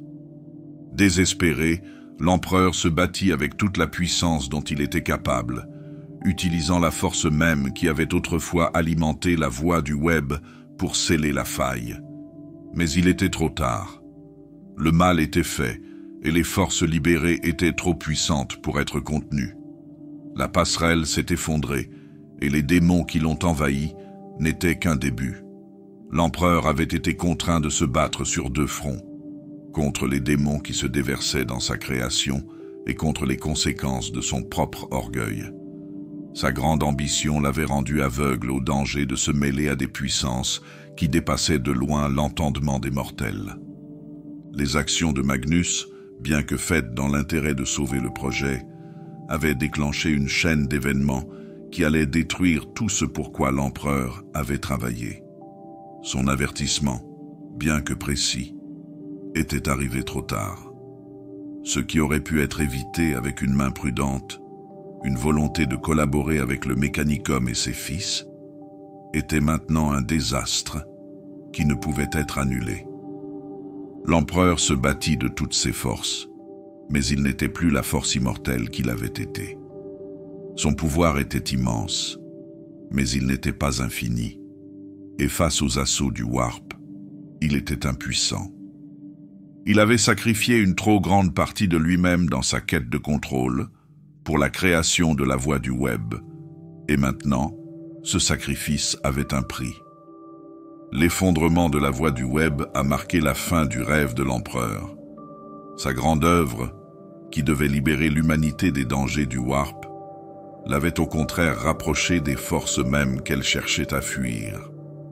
À la suite de cet échec, l'empereur se retrouva non pas avec un avenir doré, mais avec un impérium en ruine et exsangue, luttant désormais contre les démons qui étaient autrefois confinés aux confins de la galaxie. Le prix a été payé dans le sang, et l'empereur n'est pas le seul à porter le poids de cette ruine. L'effondrement de la voie du web n'était pas seulement l'échec d'un projet ambitieux, c'était la mort d'un rêve. La vision de l'empereur d'un avenir où l'humanité pourrait voyager dans les étoiles sans risque de tempête warp ou d'incursion démoniaque s'était effondrée en un instant. La voie du web, autrefois lueur d'espoir d'une ère nouvelle, n'était plus qu'une structure brisée sous le palais impérial, ses voies coupées, son potentiel à jamais perdu.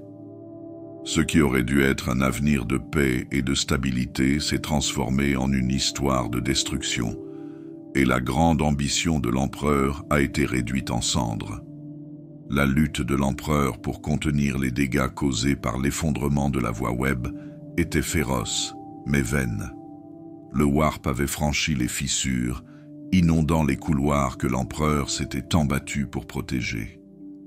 Les démons, longtemps contenus dans l'immatérium, se déversaient dans le royaume de la réalité, leurs cris résonnant à travers les étoiles. La chose même dont l'empereur s'était efforcé de séparer l'humanité avait, au contraire, amené les forces du chaos directement au cœur de l'impérium. La guerre contre le Warp n'était plus quelque chose que l'on pouvait mener à distance. C'était désormais une bataille à la porte même du trône de l'empereur. Dans son désespoir, l'empereur utilisa toute l'étendue de son pouvoir pour stopper le flux de démons et stabiliser les couloirs restants de la voie du web, mais à un prix élevé. Le trône d'or, un mécanisme de survie conçu pour soutenir son corps, est devenu la prison qui le retiendra pour l'éternité. Le pouvoir de l'empereur, autrefois vaste et illimité, était désormais canalisé pour maintenir en vie son corps brisé. Les blessures causées par son combat contre les forces du chaos, aggravées par des siècles d'efforts, l'épuisaient.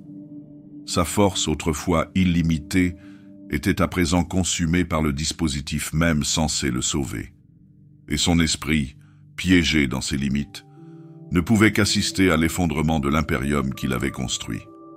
L'empereur étant enterré sur le trône d'or, l'impérium se retrouva sans chef. La grande croisade avait été sa vision, sa volonté, et maintenant elle vacillait sans la main de son architecte. Les légions, autrefois unifiées dans leur but, se divisèrent. Les primarques, ses fils, étaient dispersés dans la galaxie, luttant pour maintenir l'empire qu'ils s'étaient battus pour construire. Ce qui avait été une lueur d'espoir n'était plus qu'un empire stagnant et en déclin, maintenu par la volonté de plus en plus faible de l'empereur et la loyauté inébranlable de ses guerriers survivants.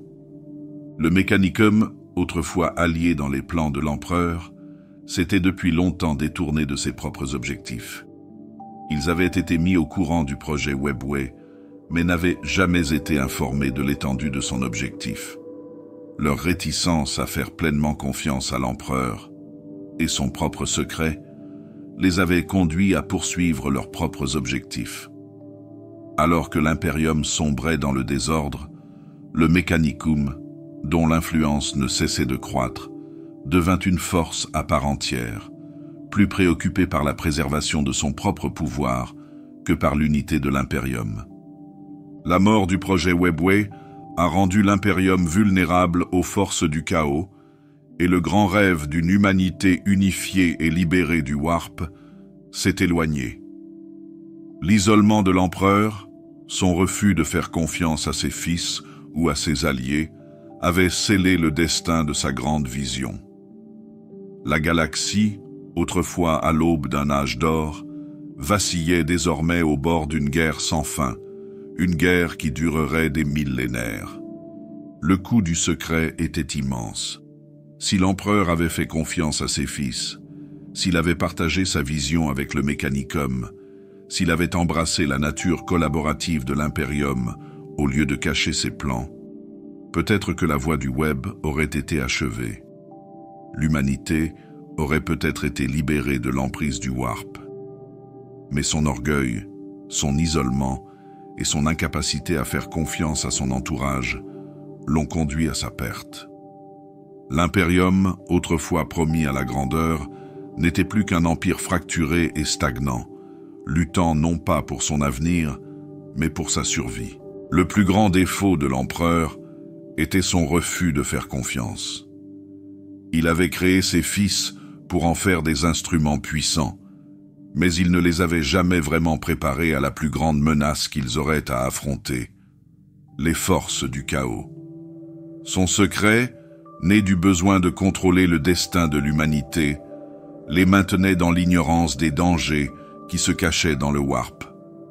L'empereur pensait que la connaissance du chaos les affaiblirait, que ses fils seraient distraits, désorientés, ou même tentés par le pouvoir offert par le chaos. Mais en leur cachant la vérité, il les rendait vulnérables à ses murmures, et, le moment venu, ils n'étaient pas préparés. La vision de l'empereur pour l'avenir de l'humanité était claire. Construire un impérium uni, libéré des chaînes de la superstition, un avenir où l'humanité pourrait prospérer sans la menace constante du Warp. Mais alors que la grande croisade se déroulait, l'empereur gardait le secret sur l'étendue de son plan. La voie du web, son projet ultime, était censée couper les liens de l'humanité avec le Warp, afin de créer une nouvelle voie plus sûre à travers les étoiles. Pourtant, dans sa détermination à protéger cette vision, l'empereur a choisi l'isolement. Il refusa de partager ses connaissances avec ses fils, ne voulant pas leur faire prendre conscience de l'ampleur des dangers auxquels ils étaient confrontés. Si l'empereur avait fait confiance à ses fils en leur révélant toute la vérité sur le Warp et ses menaces, aurait-il pu résister plus fermement à son attrait?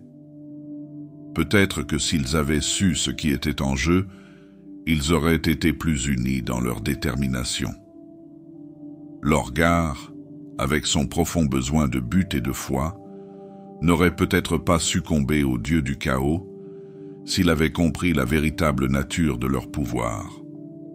Magnus, le psycheur le plus puissant des primarques, aurait pu s'ériger en rempart contre les forces du chaos s'il avait bénéficié de la confiance de l'empereur. Horus, le maître de guerre, n'aurait peut-être jamais changé d'avis s'il avait pris conscience de l'ampleur du plan de l'empereur et des coûts terribles qu'il impliquait. Au lieu de cela, le secret de l'empereur creusa un fossé entre eux.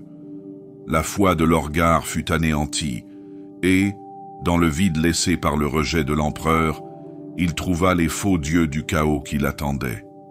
Magnus, dont la connaissance de l'immatérium faisait de lui un allié dangereux, fut mis à l'écart, et lorsque ses avertissements sur l'instabilité croissante de la voie du web restèrent lettre morte, l'empereur l'écarta. Horus, qui avait longtemps été le fils le plus digne de confiance de l'empereur, commença à douter lorsque le poids de la direction lui fut imposé sans explication. Abandonné par son père au moment où il en avait le plus besoin, il fut victime des murmures du chaos, tout comme ses frères l'avaient été avant lui. Le secret a empoisonné les relations de l'empereur avec ses fils.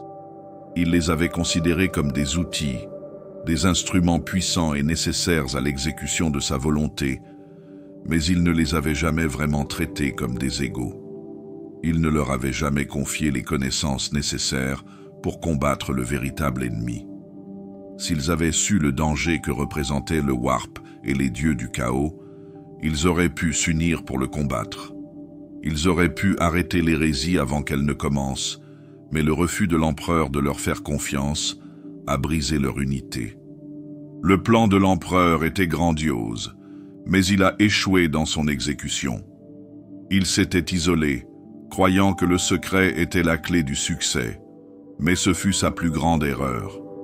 En cachant la vérité à ses fils, il a donné au chaos l'occasion de déchirer l'impérium. Sa vision d'un avenir sans distorsion, autrefois si proche, s'est évanouie dans les ténèbres. L'empereur était prêt à tout sacrifier pour ce rêve, mais en fin de compte, c'est son incapacité à faire confiance à ceux qui s'étaient battus à ses côtés qui a conduit à la chute de son empire. Le coût du secret est incommensurable.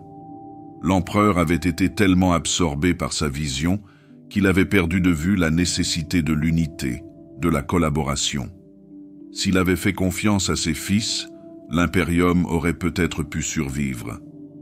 Peut-être qu'ensemble, ils se seraient opposés au chaos et auraient construit l'avenir que l'empereur avait toujours envisagé. Mais à présent, il ne restait plus qu'un empire brisé, divisé, dont les rêves s'éparpillaient dans les étoiles. Une galaxie libérée du Warp était autrefois à portée de main. Aujourd'hui, ce n'est plus qu'un rêve lointain, perdu à jamais dans les secrets que l'empereur a cachés à ceux en qui il avait le plus confiance. Et si le projet Webway avait abouti? Et si le plus grand pari de l'empereur, l'aboutissement de l'ambition de toute une vie, de libérer l'humanité de l'emprise du Warp, avait porté ses fruits? La réponse se perd dans les plis de l'histoire, obscurcie par les flammes de l'hérésie et l'effondrement du rêve de l'empereur. Pourtant, dans les coins tranquilles de la galaxie, où les étoiles elles-mêmes semblent murmurer des possibilités oubliées, on ne peut s'empêcher de se demander ce qui aurait pu être. À quoi aurait ressemblé l'avenir de l'Impérium si la voie du web avait été achevée et si l'humanité avait été détachée de l'immatérium? La voie du web, si elle avait réussi, aurait tout changé. C'était plus qu'un réseau de tunnels, plus qu'un simple moyen de transport.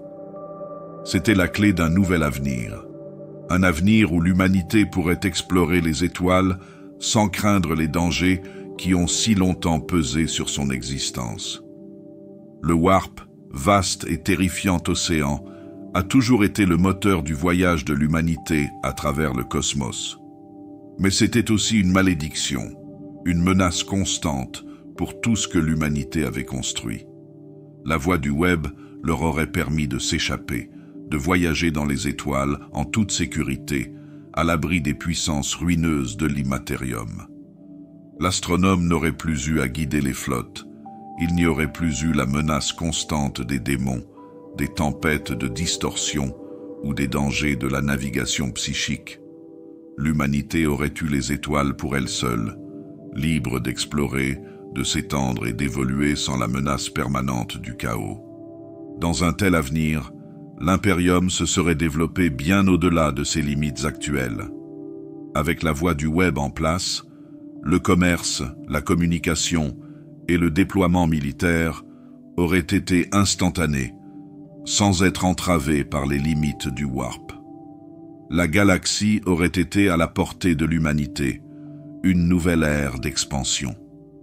Il est possible que la grande croisade se soit poursuivie sans relâche, que le rêve de l'empereur d'une humanité unifiée, libérée des superstitions et des chaînes du passé, ait été réalisé. Les primarques, ces puissants fils de l'empereur, auraient été en mesure de poursuivre leur travail, ramenant des mondes au bercail, non pas par le feu et l'épée, mais avec la promesse de la paix et de la stabilité. Ils seraient devenus plus que des conquérants, ils seraient devenus les bâtisseurs d'un nouvel âge d'or. Mais qu'en est-il du peuple de l'Imperium? Aurait-il pu s'épanouir dans une telle époque? Sans le besoin constant de guerre, sans la lutte éternelle pour la survie, l'humanité serait-elle devenue une nouvelle race, définie par son potentiel, sa créativité et sa sagesse? Aurait-elle transcendé les limites de sa propre nature, devenant une espèce véritablement éclairée, libérée des ombres qui avaient autrefois menacé de la consumer? Ou aurait-il stagné? L'absence de conflit aurait pu conduire à une certaine complaisance, à une société trop à l'aise dans sa sécurité, qui aurait cessé d'aspirer à la grandeur. Le rêve de l'empereur, fondé sur l'unité et le progrès, a toujours été teinté de la nécessité de lutter, de repousser les limites du connu. Sans la menace constante de la destruction, sans les ennemis à combattre, l'humanité aurait-elle continué à évoluer ou serait-elle tombée dans la décadence, bercée par le confort de la paix?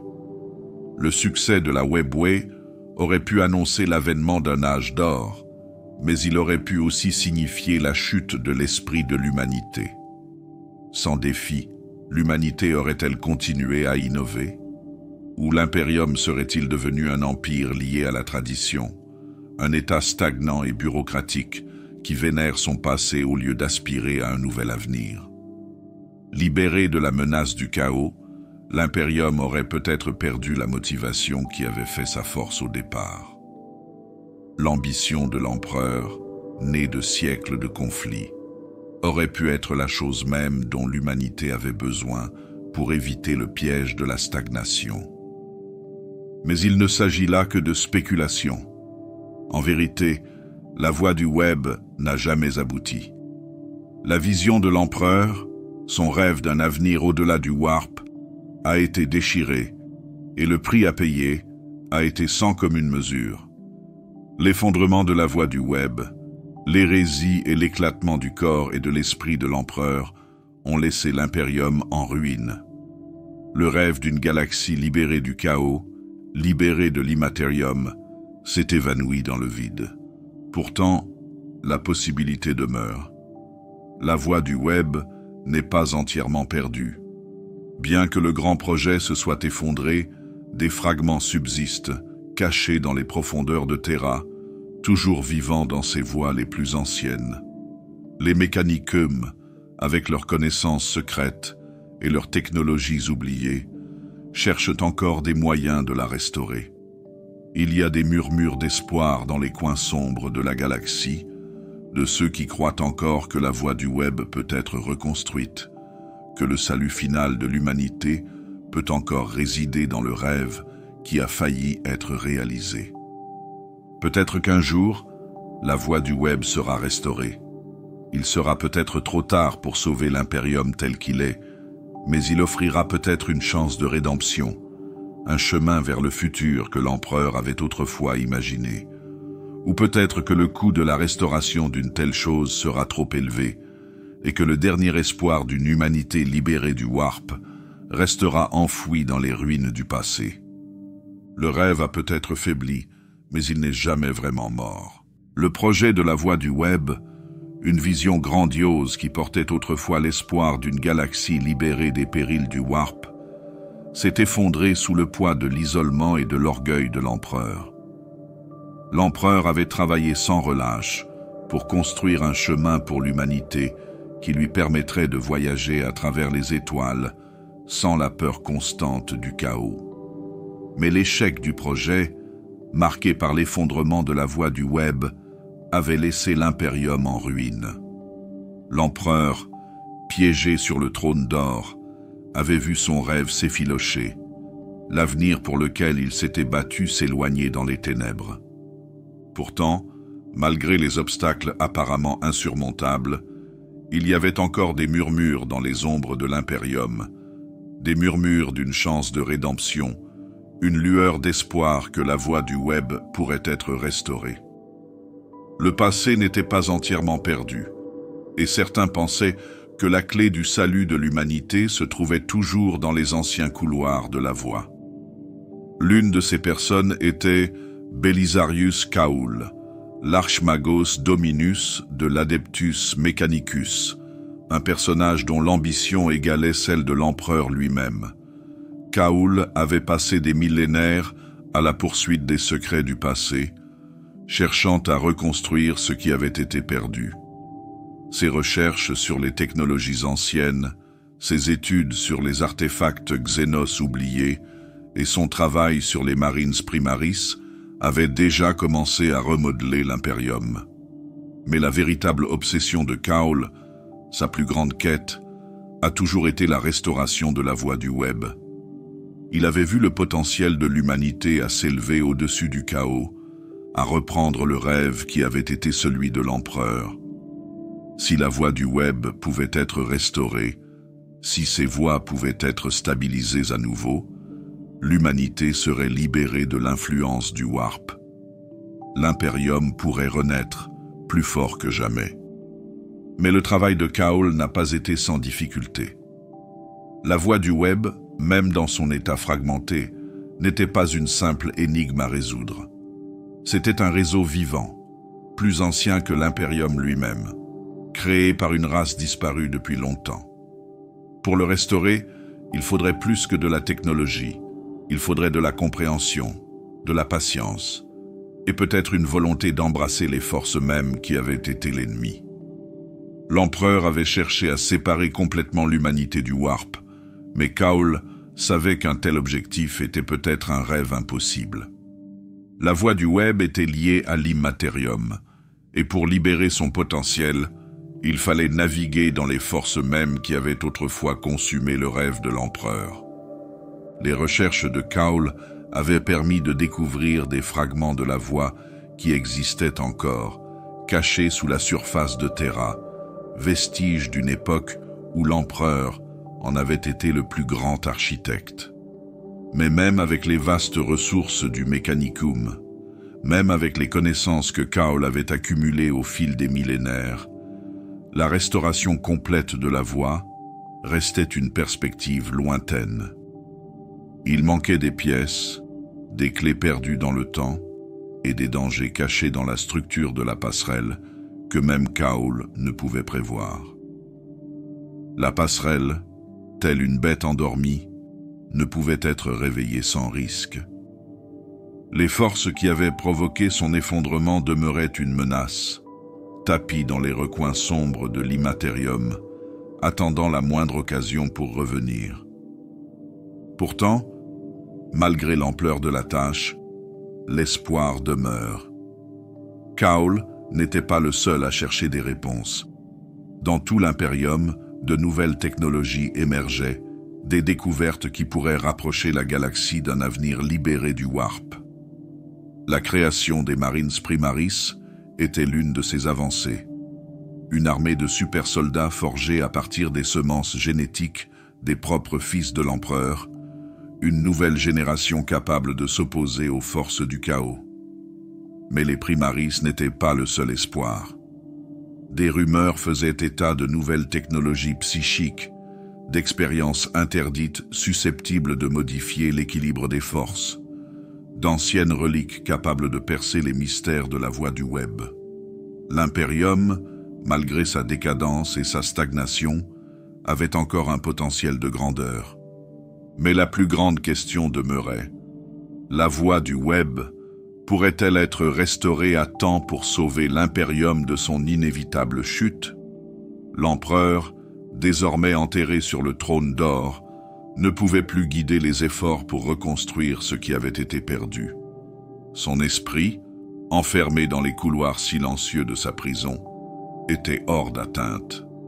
Pourtant, certains croyaient encore en sa vision et portèrent le flambeau qu'il avait jadis allumé. Le silence de l'empereur pesait lourdement sur l'impérium, un silence qui parlait d'échec et de perte. Que pensait l'empereur de la ruine qu'il avait provoquée, du rêve qui lui avait échappé? Son silence était un rappel constant de ce qui avait été perdu, des conséquences de son refus de faire confiance à ses fils, de l'orgueil qui l'avait conduit à s'isoler de ceux-là même qui auraient pu l'aider à réaliser son rêve. Mais même dans son silence, on sentait que quelque chose de plus grand brûlait encore au cœur de l'impérium, quelque chose qui pourrait un jour raviver le rêve qui avait été le sien. L'échec de l'empereur n'était pas la fin de l'histoire, mais simplement un chapitre de la lutte pour l'avenir de l'humanité. La voix du web détient peut-être encore la clé du salut de l'humanité, mais le prix de sa restauration pourrait être plus élevé que quiconque ne l'aurait imaginé. Le rêve n'est pas mort, il vit dans les espoirs de ceux qui poursuivent le travail. L'empereur de l'humanité, autrefois l'être le plus puissant de la galaxie, vit désormais dans un état de silence éternel. Enseveli sur le trône d'or, l'esprit brisé par les événements traumatisants qui ont conduit à sa chute, il n'est plus le leader visionnaire qu'il était autrefois. La volonté de l'empereur, autrefois capable de façonner le destin d'une espèce entière, est désormais enfermée, retenue prisonnière dans un corps qui ne fonctionne plus comme avant. L'appareil en or qui le soutient, maintenant son corps brisé en vie, est à la fois sa prison et son salut. Il est un dieu pour l'impérium, mais ses pensées sont hors d'atteinte. Sa sagesse, autrefois incommensurable, est désormais inaccessible, perdue dans les profondeurs tourbillonnantes de l'immatérium. Mais dans le long silence de son enfermement, il reste la question de ce qui aurait pu être. Et si l'empereur n'était pas tombé dans cet état de stase, si son esprit n'avait pas été brisé lors de sa dernière bataille contre Horus, l'impérium et même la galaxie aurait-il pu être différents? La vision de l'empereur aurait-elle été réalisée s'il était resté le guide de l'humanité? Ou la voie qu'il avait tracée était-elle toujours vouée à l'échec? La réponse est une question de spéculation, mais les conséquences de son silence sont indéniables. Si l'empereur avait pu préserver son esprit, s'il n'avait pas été rongé par les blessures de l'hérésie, aurait-il pu voir les dangers qui l'attendaient? Son isolement, son refus de faire confiance à ceux qui l'entouraient, lui avait déjà coûté cher. Les primarques avaient dû porter des fardeaux sans comprendre toute l'étendue des intentions de leur père. Si l'empereur avait partagé toute la vérité avec ses fils, s'il leur avait confié la connaissance du chaos et de son potentiel de corruption, aurait-il pu rester uni face aux forces du Warp? La voie du web aurait-elle pu être achevée sans cet effondrement tragique? Et l'humanité aurait-elle pu prospérer dans un avenir où l'emprise du Warp aurait été brisée? Il est impossible de l'affirmer avec certitude, mais le silence de l'empereur en dit long sur la voie qu'il a choisie. Sa décision de se retirer, de s'isoler de ses fils et de ses alliés, a eu des conséquences bien au-delà de ce qu'il aurait pu prévoir. Son ambition, bien que noble, a été bâtie sur une base de secret, une base qui s'est finalement effondrée sous le poids de sa propre fierté. Les murs qu'il avait érigés pour protéger l'humanité sont devenus la prison qu'il a retenue, enfermant non seulement son corps, mais aussi son esprit. La sagesse de l'empereur, autrefois si essentielle à la survie de l'impérium, est désormais perdue, enfouie sous le poids du temps. Prisonnier d'une lutte incessante, l'esprit de l'empereur est fracturé, luttant constamment contre les forces du Warp qui tourbillonnent autour de lui. Le trône d'or soutient sa forme physique, mais c'est une existence froide et impitoyable. Ses pensées sont déconnectées, prises dans une boucle sans fin, un cycle qui ne s'achève jamais. L'empereur est conscient de son destin, du sacrifice qu'il a consenti pour protéger l'humanité, mais le lien avec son propre but est effiloché et distant. Il est conscient de la souffrance de la galaxie, de la guerre sans fin qui fait rage en son nom, mais il ne peut pas agir, il ne peut pas guider, il ne peut pas parler. Le long silence de l'empereur est devenu le symbole de la chute de l'Imperium. La galaxie, autrefois unie sous sa bannière, est désormais divisée et brisée. Son rêve d'un avenir doré, libéré de l'influence corruptrice du Warp, s'éloigne d'année en année. L'Imperium, bien que vaste et puissant, n'est plus qu'une coquille vide, un empire en ruine maintenu par les idéaux brisés d'une époque perdue. La lutte pour préserver le peu qu'il reste de la vision de l'empereur se poursuit, mais c'est un combat qui semble voué à la futilité. Ce qui aurait pu être si l'empereur n'était pas resté silencieux est une question qui persiste dans le cœur de ceux qui se souviennent encore des jours de la Grande Croisade. L'Imperium aurait pu être plus qu'une simple machine de guerre, plus qu'un champ de bataille pour les forces du chaos. Il aurait pu être un phare d'illumination, un exemple brillant du potentiel de l'humanité. Mais l'incapacité de l'empereur à faire confiance, à partager sa sagesse et sa vision avec ses fils, a déclenché une chaîne d'événements qui a entraîné la galaxie dans un conflit sans fin. Son silence, né du poids de son isolement, a plongé la galaxie dans l'obscurité. Pourtant, même dans son silence, il y a un faible écho d'espoir. Les rêves de ce qui aurait pu être subsistent dans le cœur de ceux qui portent l'héritage de l'empereur. Les primarques, malgré leur chute, restent des symboles du potentiel de l'humanité, chacun portant une partie de la vision de l'empereur.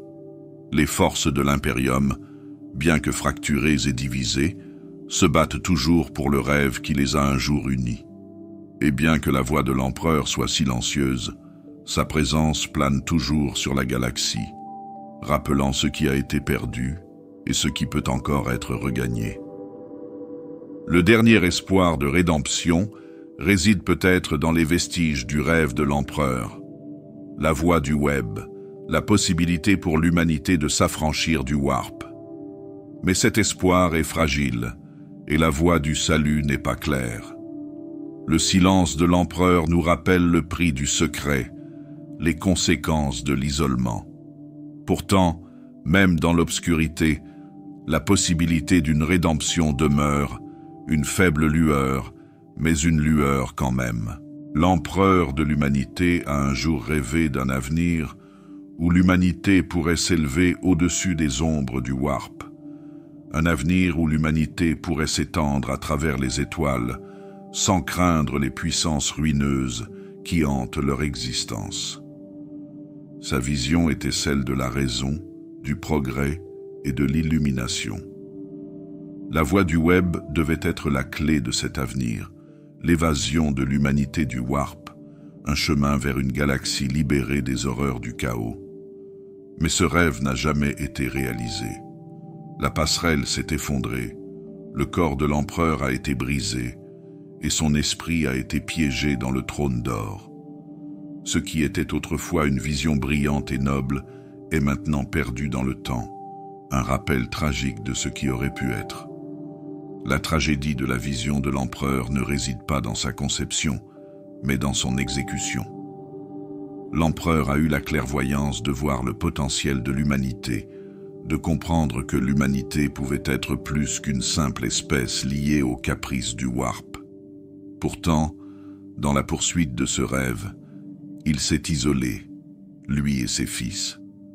Son refus de partager la vérité de l'univers, de faire confiance à ceux qui auraient pu l'aider, a scellé le destin de l'Imperium. L'empereur a caché les connaissances les plus dangereuses, pensant que le secret protégerait son grand projet. Mais ce faisant, il a rendu ses fils vulnérables, permettant aux forces du chaos de trouver des failles dans leur loyauté. L'hérésie est le résultat de cet échec. Lorgar, Magnus, Horus et d'autres ont succombé à la tentation du chaos parce qu'ils n'ont jamais été pleinement préparés aux dangers du warp. L'empereur, dans sa sagesse, a choisi de protéger ses fils de la vérité. Il les traita comme des outils, nécessaires, mais finalement inutilisables, et jamais comme des égaux. Son orgueil et sa peur de perdre le contrôle lui ont fait perdre de vue l'importance de la confiance et de la collaboration. Si l'empereur avait partagé sa grande vision, s'il avait confié à ses fils la connaissance des menaces auxquelles ils étaient confrontés, la galaxie aurait-elle été différente? L'hérésie aurait-elle été évitée? Le refus de l'empereur de faire confiance a conduit à l'effondrement du projet Webway. La création même qui avait été conçue pour sauver l'humanité du Warp devint la source de sa ruine. Son isolement du Mechanicum, sa dissimulation d'informations cruciales aux Primarques et son incapacité à les unir autour d'une vision commune permirent au chaos de s'infiltrer dans l'Imperium, apportant avec lui la plus grande tragédie à laquelle l'humanité ait jamais été confrontée. La voie du web, autrefois symbole d'espoir, gisait désormais en ruine, témoignage de ce qui aurait pu être. Après l'hérésie, l'Imperium n'était plus que l'ombre de ce qu'il aurait pu être. L'empereur, désormais enterré sur le trône d'or, n'était plus qu'une figure brisée, l'esprit coupé du monde. L'Imperium, autrefois uni par un but commun, s'était fracturé, chaque partie de l'Empire luttant désormais pour sa survie dans une guerre sans fin. Le rêve de l'empereur d'une galaxie libérée du Warp s'éloignait à mesure que l'Imperium sombrait dans la stagnation et la décadence. L'absence de la sagesse de l'empereur, de ses conseils, a laissé un trou béant dans le cœur de l'Imperium, un trou qui ne pourra jamais être comblé. Et pourtant, malgré tout, il reste une faible lueur de ce qui aurait pu être. L'Imperium survit encore, bien qu'à peine. Les Primarques, bien que dispersés, restent les symboles de ce que l'humanité aurait pu accomplir. Le Mechanicum continue de chercher un moyen de restaurer la voie du web, d'accomplir le rêve qui a failli se réaliser. Mais la voie du salut est incertaine, et les forces du chaos sont toujours aussi puissantes. L'avenir de l'Imperium est en suspens, alourdi par les erreurs du passé. La question qui persiste est de savoir si l'hérésie aurait pu être évitée. Le refus de l'empereur de faire confiance, son obsession du contrôle, ont peut-être scellé le destin de l'Imperium bien avant le premier coup de feu. Aurait-il été possible d'emprunter une autre voie? L'empereur aurait-il pu unir ses fils, les préparer aux forces qui se dresseraient inévitablement contre eux? Ou bien la galaxie a-t-elle toujours été condamnée à se fracturer, déchirée à jamais par les forces du chaos? Le silence de l'empereur, désormais éternel, rappelle ce qui a été perdu. Son rêve d'une galaxie libérée du Warp, d'un âge d'or de progrès et d'unité, n'est plus qu'un lointain souvenir. Ce qui reste, c'est un impérium fracturé, maintenu par les vestiges d'une vision brisée. Les échos de ce futur perdu hanteront l'impérium à jamais, rappelant ce qui aurait pu être et avertissant du prix du secret et de l'isolement.